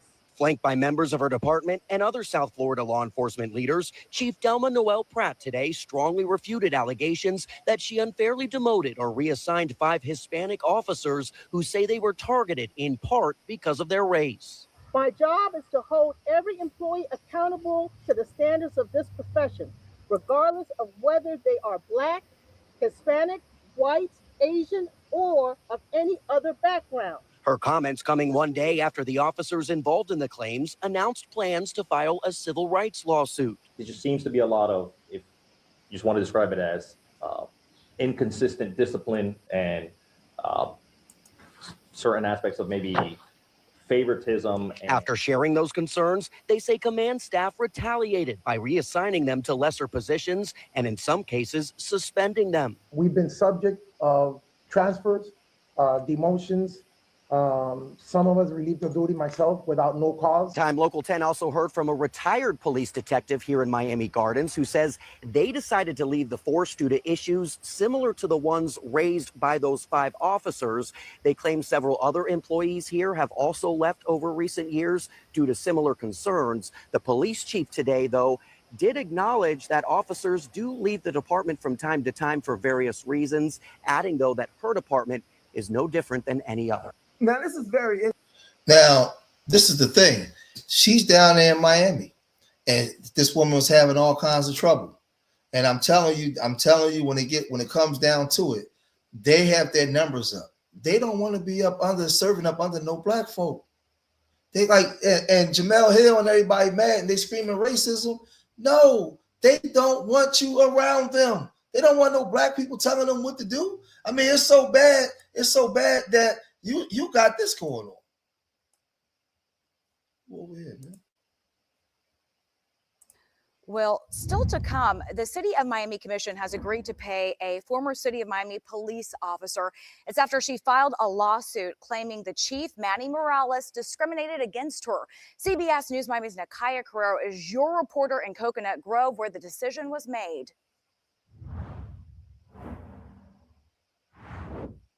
Lieutenant Wesleyan Lewis Francois will receive hundreds of thousands of dollars from the city of Miami after she says the chief retaliated against her and had her demoted. City leaders say it was the best business move. I think a vote to settle this case is a vote for sweeping this under the rug and not standing for justice. City of Miami commissioners were at odds Thursday morning on whether or not to pay the veteran Miami Police Lieutenant Wesleyan Lewis Francois. I don't know if he's again culpable of what he's accused of or not, but I'm not going by that. I'm going by what the money that is going to cost the taxpayer. CBS News Miami first sat down with Officer Francois and her attorney back in 2024.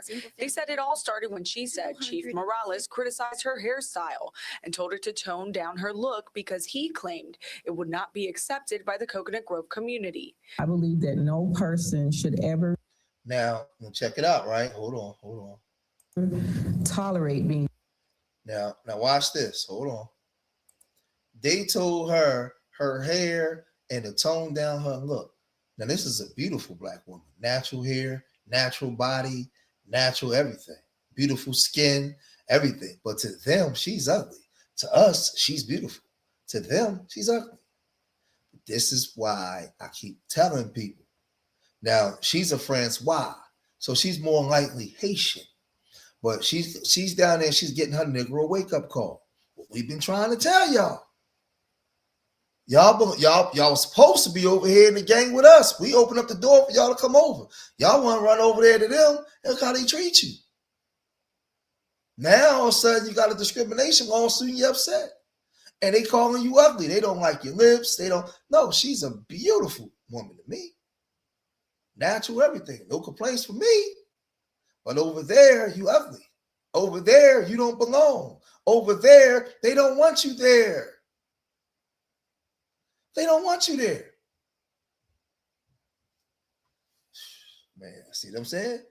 Amongst your own people, you a freaking winner. But you want to run over to somewhere where your value gets low. It don't make sense. You want to run over to somewhere where your value plummets. And the black community, you look real good. To us, I ain't got no complaints. Disrespected or discriminated against based on who they are. Man, let me tell you something. You see a woman like that, natural hair, natural thick body like that, man, you got to be crazy, man. But that's what I'm saying. We ain't got no friends. Them people ain't our friends. What is wrong? Like, she need to tone down her look. What the hell?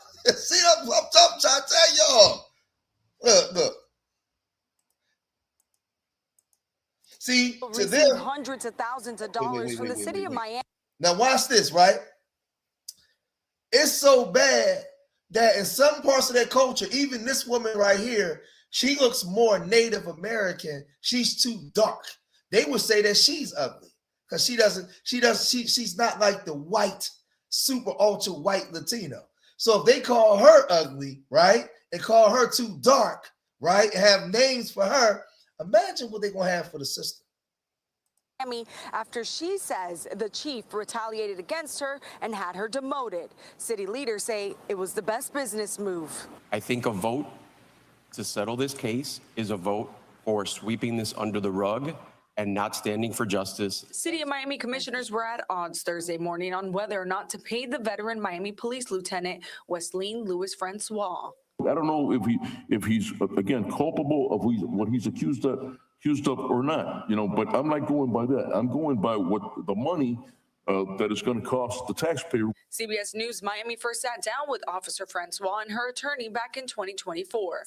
They said it all started when she said Chief Morales criticized her hairstyle and told her to tone down her look because he claimed it would not be accepted by the Coconut Grove community. I believe that no person should ever tolerate being disrespected or discriminated against based on who they are, what they look like, what they represent, or the color of their skin. In today's meeting, the commission initially decided to not vote on the matter, but it was the chief himself who suggested something. I would offer that we have our Office of Equal Opportunity and Diversity Programs, which is HyperLight, which is an entity separate from the Miami Police Department, to go ahead and conduct a full investigation.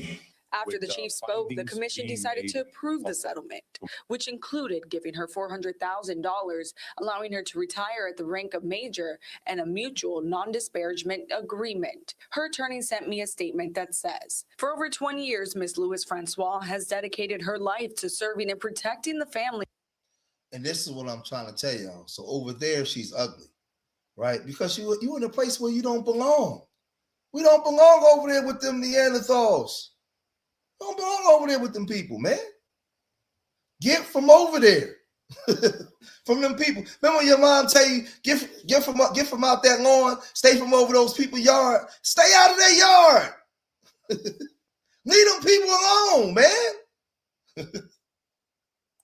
And businesses of the city of Miami. We are happy to resolve this case, and she looks forward to continuing her life's work of serving the public with honor and integrity. Louis Francois is still a police officer with the city of Miami Police Department today. In Coconut Grove, Nakaya Carrero, CBS News. Let's go over here. So look, this is recent right here. This just happened. On a matter of fact, hold on. Let's do this first. All right, hold on. So we won't play it this way. Let's go back over here. Let's play this. Florida International University launching an investigation into reports of a disturbing group chat. The chat reportedly consisted of students and an official with the Miami-Dade chapter of the Republican Party and included racist slurs, anti-Semitic comments, and misogynistic language. Tonight, the university condemning the group chat, calling it abhorrent and extremely disturbing. Good evening. I'm Lauren Pastrana. Thank you for joining us. CBS News Miami's Ted Scouten is your reporter on the FIU campus. And Ted, students had plenty to say. Yeah, Lauren, students who knew of this text chain are calling for accountability for those people who are involved. Meanwhile, the Miami-Dade Republican Party is calling for the resignation of their own secretary. Shockwaves rippled across the Florida International University campus. Students we spoke to say they're disappointed by a text chain filled with recorded racist and anti-Semitic remarks by conservative students.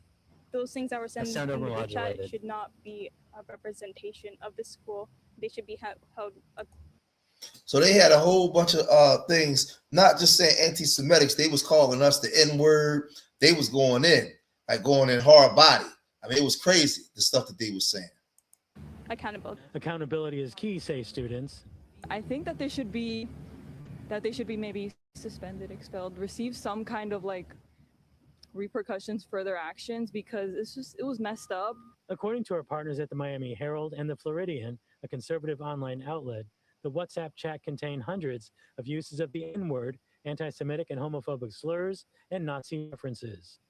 I expect a lot out of this school, especially as a student. I think that they should really step up and do something about this, because I don't think Latinos, y'all. Something that they can just allow to happen.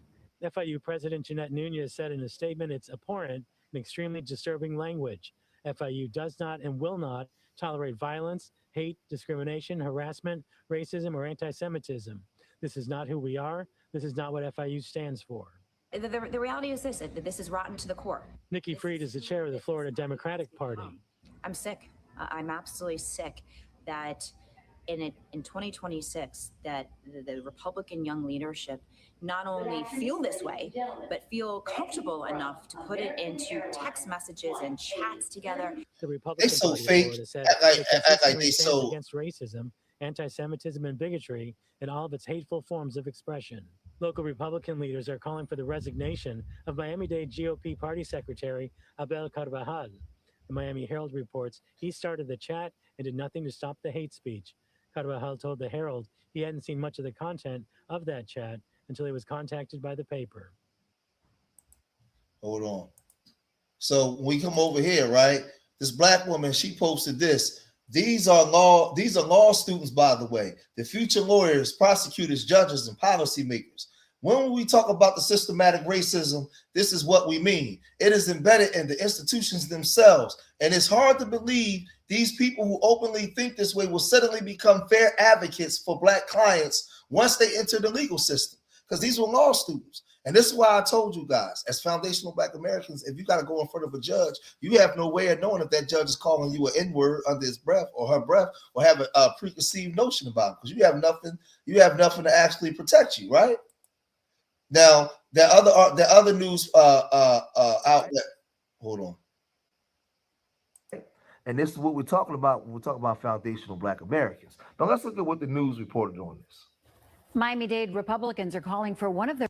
Now, this is who this dude is. This dude is a Spanish guy down there in Miami. He was the one that opened it up. Their own to resign, and police are now investigating. NBC6 political reporter Steve Litz has the details from FIU.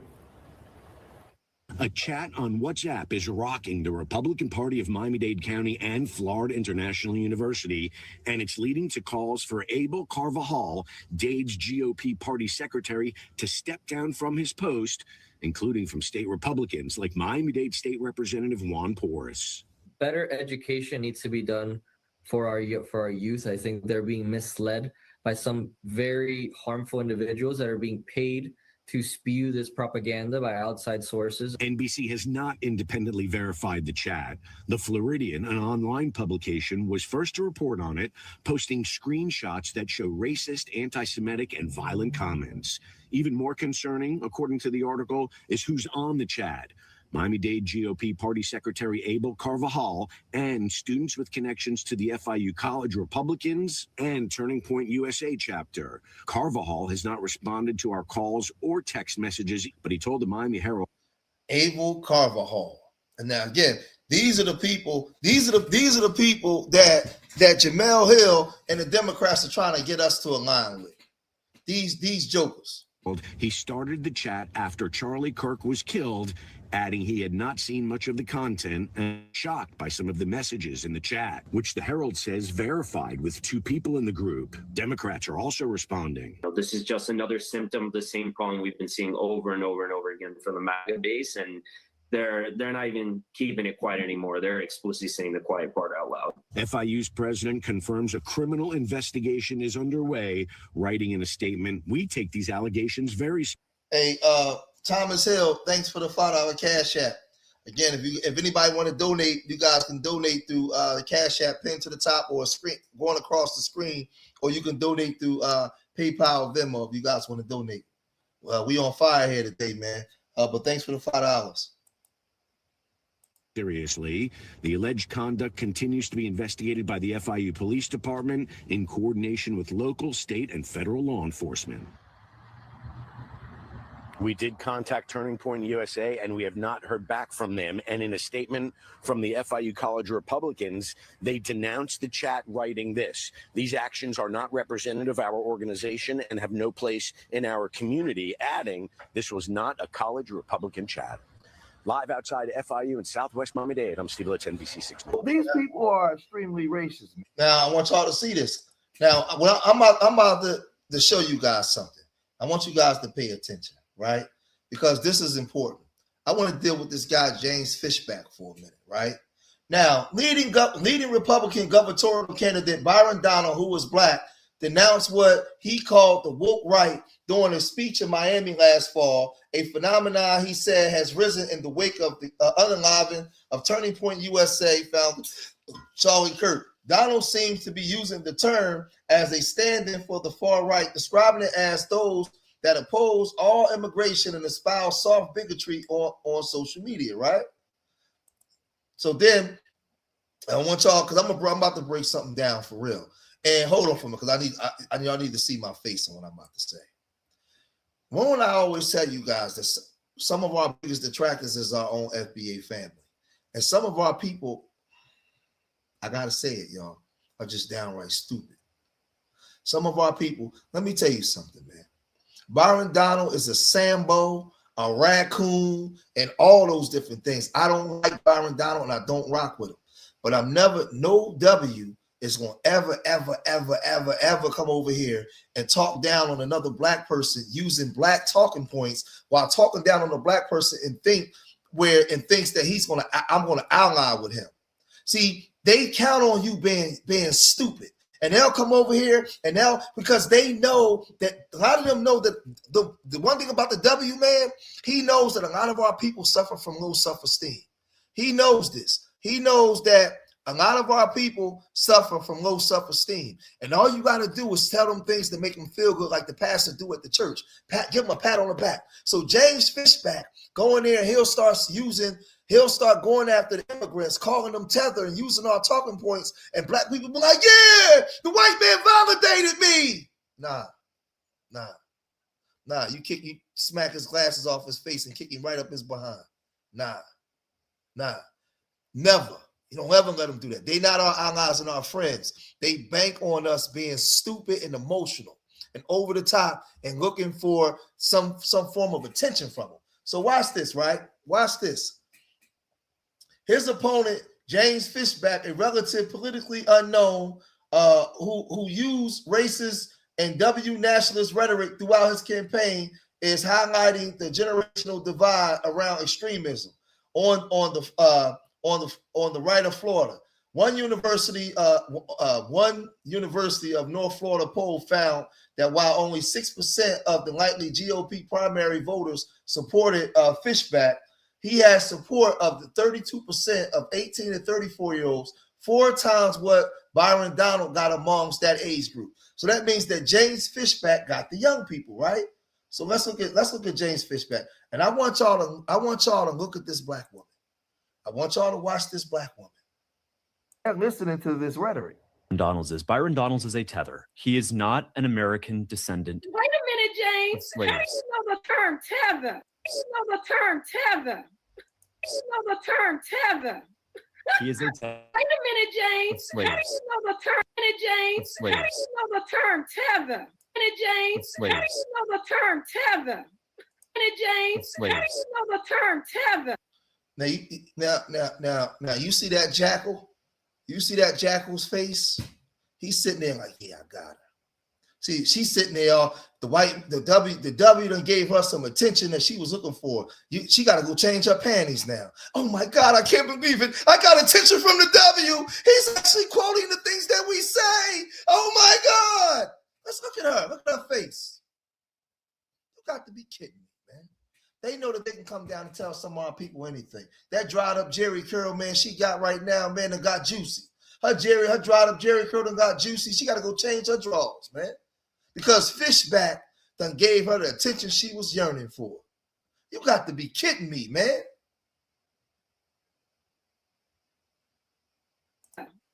He is a tether. He is not an American descendant of slaves. So when Byron Donalds cries like he has over the last couple of weeks because I call him a slave to AIPAC, a slave to corporate interest, a slave to the pro-immigrant. So a W man can come and call another a black person a slave to something, and you want it, he would know better to even come on in and talk like that around me. Whatever we got going on amongst us is amongst us. You know darn what. But again, when they see you as somebody that's inferior to them, they know that they can come and say anything they want to say around you without fear. Without fear.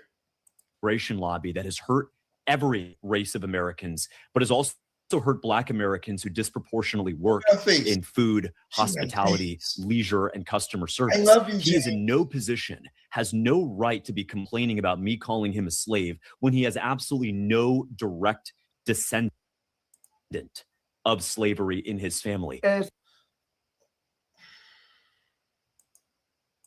And customer service. He is in no position, has no right to be complaining about me calling him a slave when he has absolutely no direct descendant.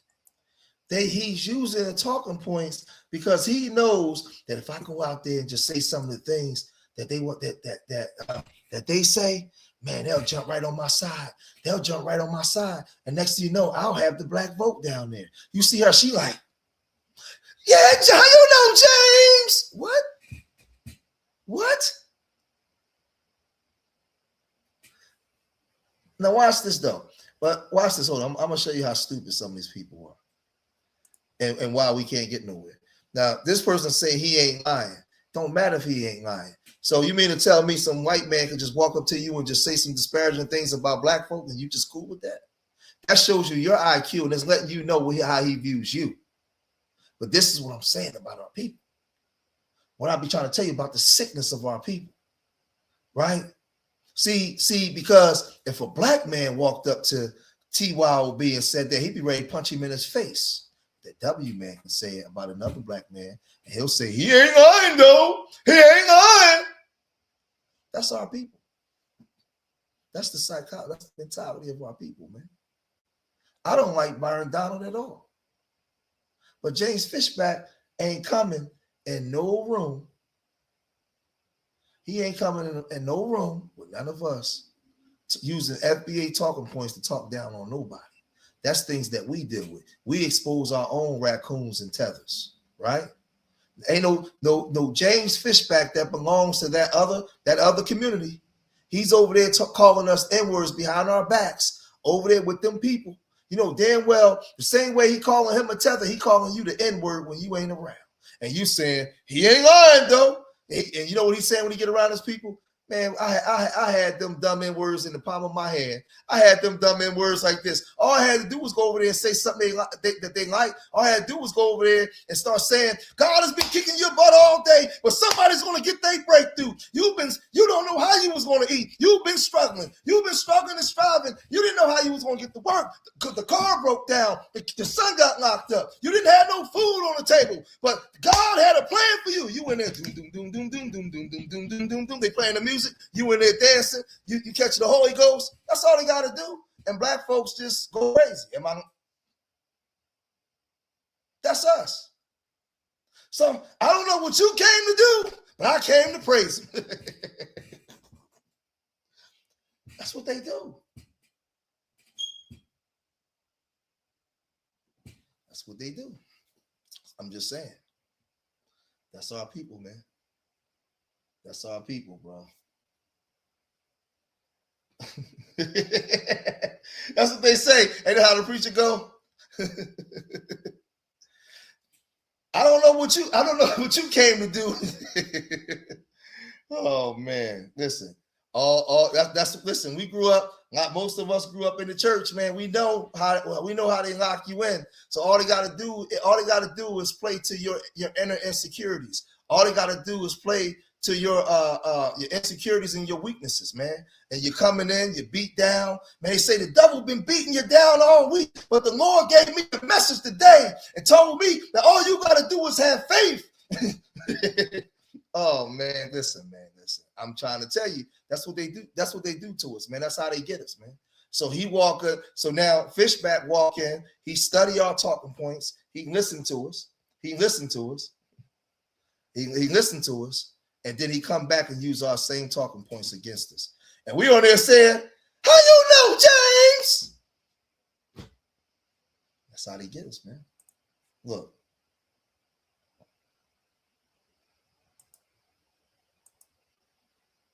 This is a tether. He is not an American descendant. Wait a minute, James. Slaves. How do you know the term tether? He is a tether. He is.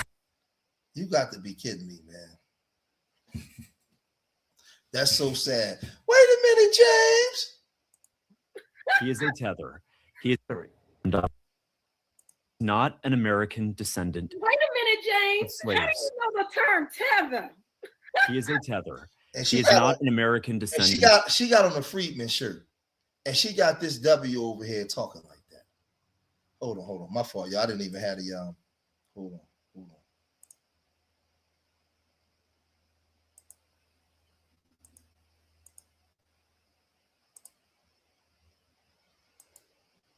American descendant Wait a minute, James. of slaves. How do you know the term tether? Wait a minute, James. Of slaves. How do you know the term tether?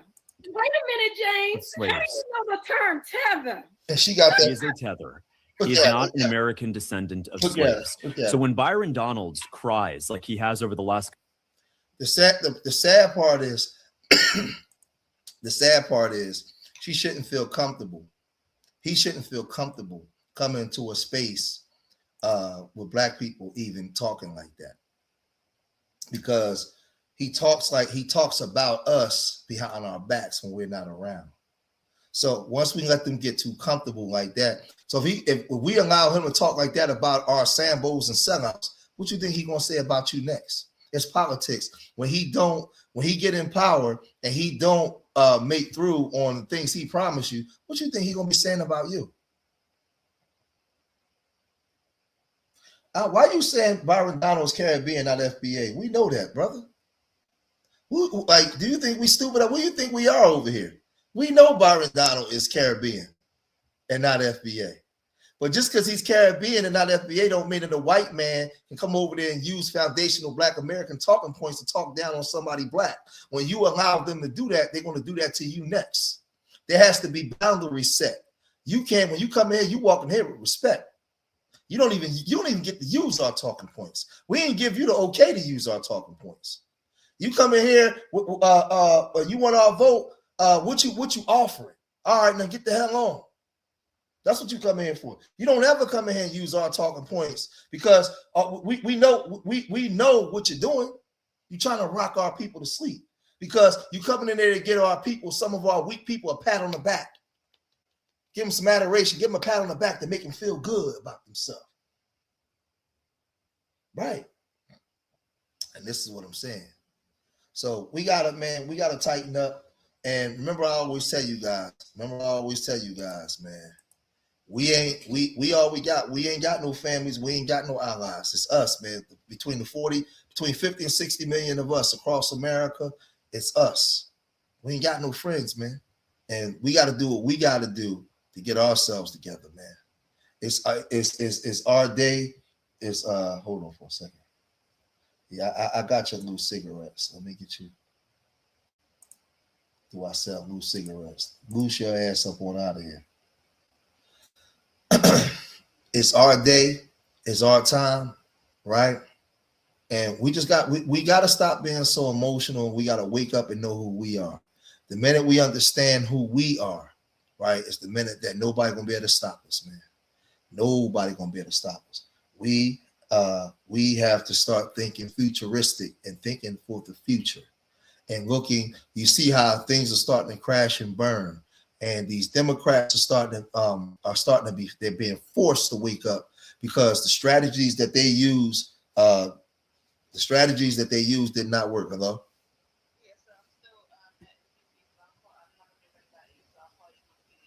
All right. That was the wife.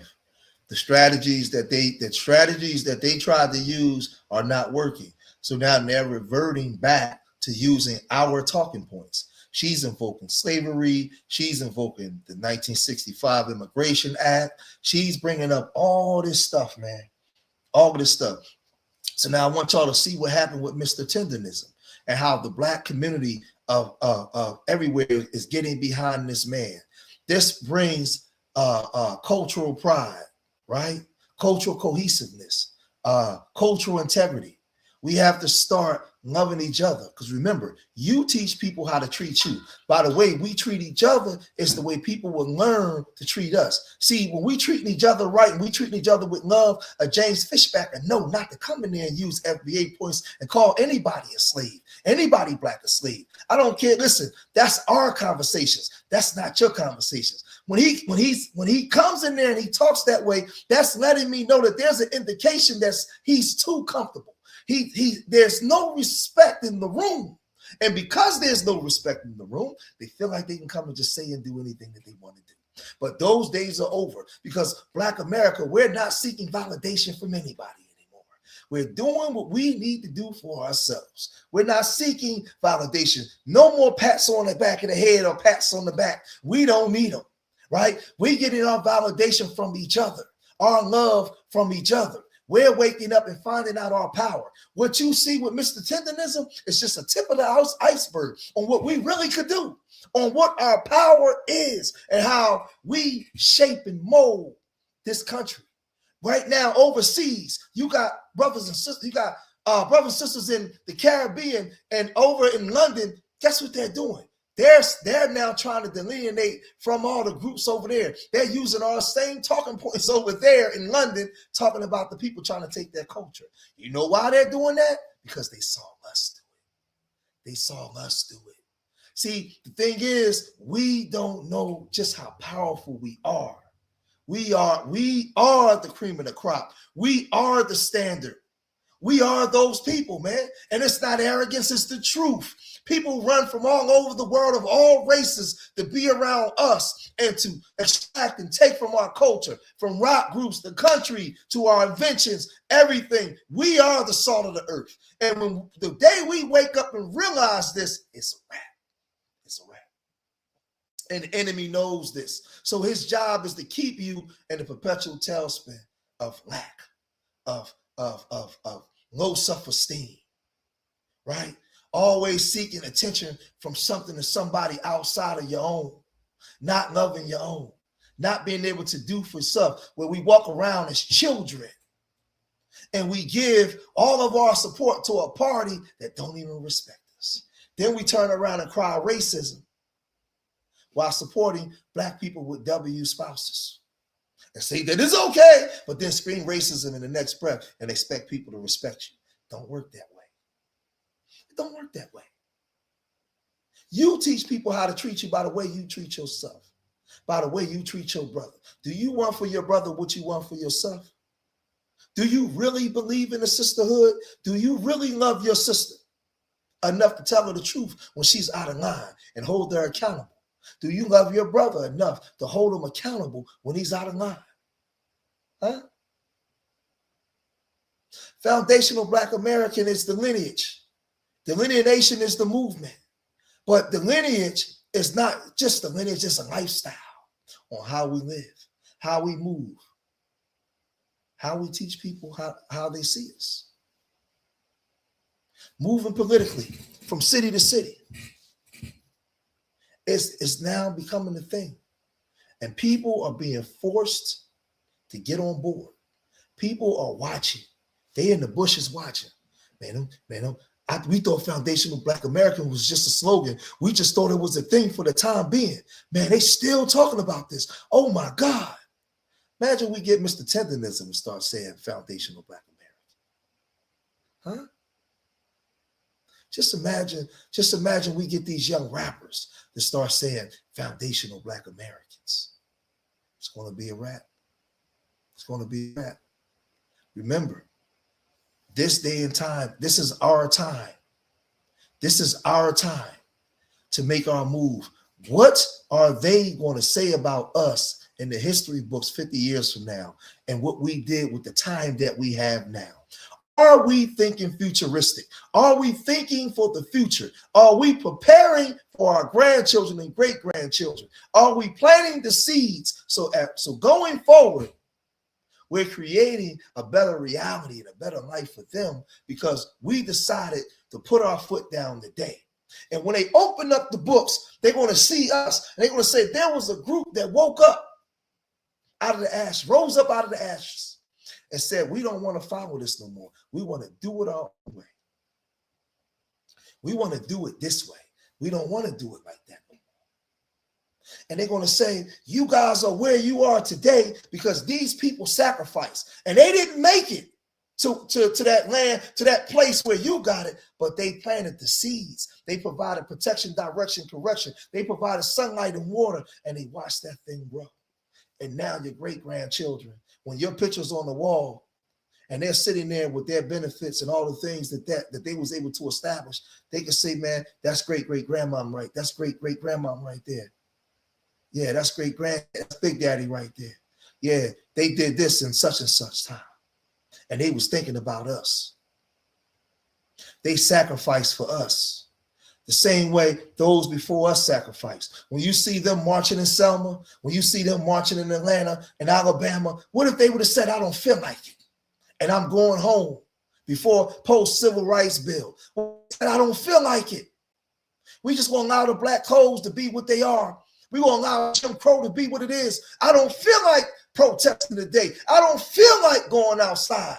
But they was thinking futuristic. Your great-grandmother and great-grandfather was thinking about you. They said, I don't want my grandchildren to live the life that I'm living now, so I'm going to get out there and get hit in the head with stones. I'm going to get kicked in my behind. Dogs going to bite me. I'm going to have hoses lit up on me. But guess what? My great-grandbabies ain't going to have to live the way that I live. So I'll sacrifice myself today. So now, 50 years from now, we'll be in the history books, and they'll be able to look up and see what we went through.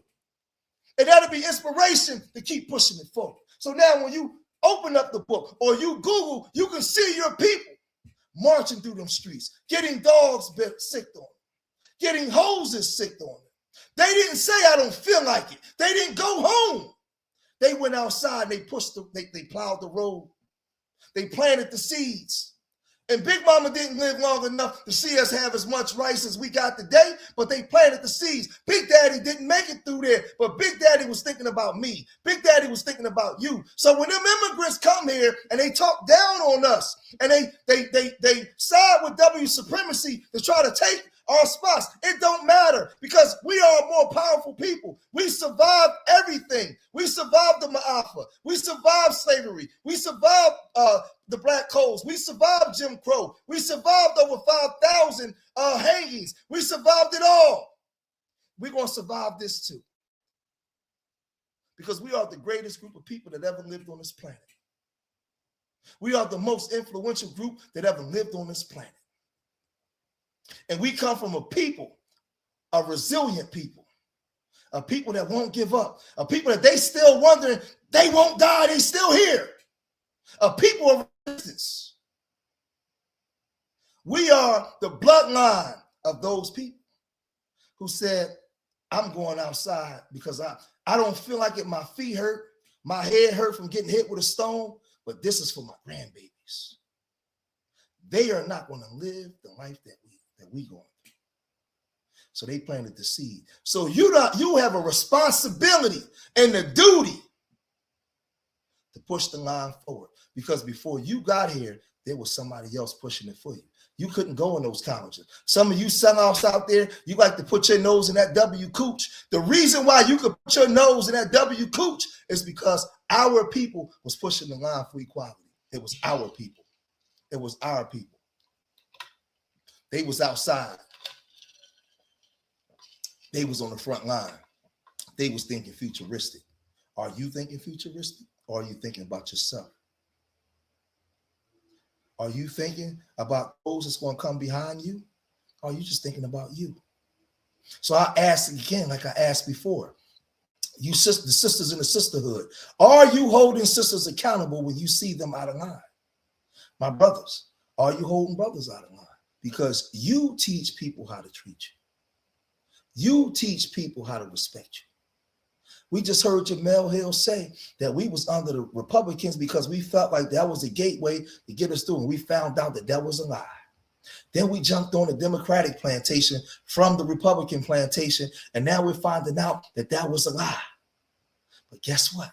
We still here. We still surviving. Because we got the spirit. We got a spirit inside of us that they can't even understand what we are. They like, man, no matter what we do, we cannot break these people. Even when they cut the head off the body, we still influence the world. We still influence the world. We still rise up. We still rise up. You can Google right now and you can see images in the 50s, the 40s, the 50s, the 60s. You can see your people thinking about you back then, preparing for today. You can see your people. They hit us with a heroin holocaust. They hit us with a crack holocaust. We survived that. We came out on the other end of that. We still here. We still moving.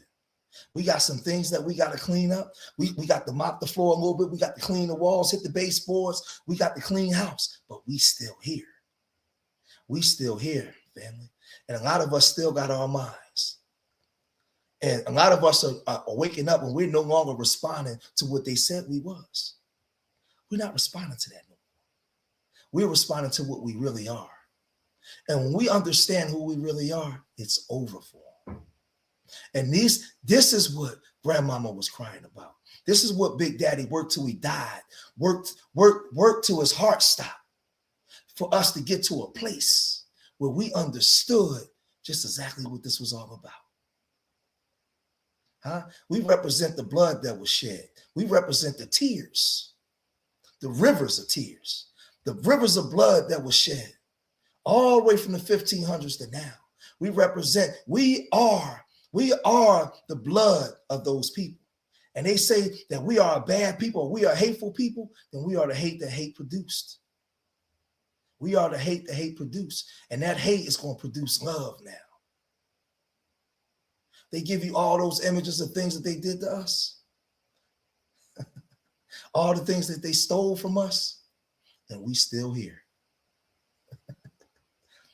We still here, family. And now they're afraid of the grassroots because the grassroots is rocking the boat. The boat is shaking and it's messing up what the Democrats had going on. We out here, we rocking the boat. And the Democrats now are in a hard place because the very group that these immigrants that they went hard for is not supporting them either. So this is our turn. And I'll say this in closing. Are you thinking futuristic or are you thinking about yourself? Every day, time slips into the future. Times is moving. While you're moving in time right now, what are you doing with your time? What are you doing? What have you done within the last year to work with your people to make things better? What are you doing? The individual.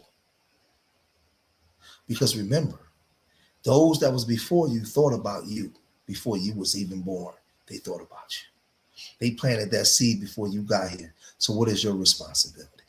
So remember, I love my people more than they hate themselves. And I pray to the universal creator most high that these words are enough to inspire you. These words are enough to make you look at yourself in the mirror and make change. These words are enough to make you look at your children and know you have to make change.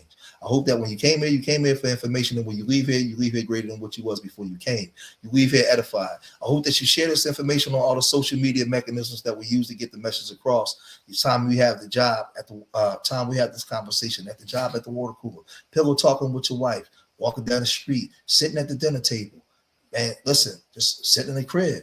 You got to have the conversation about doing better and moving us forward. And community-based as a people. We are a great and mighty people, and we had a great and mighty walk, and we are still here. We survived it all. We survived it all. Remember, I love y'all. Till the next time. Peace.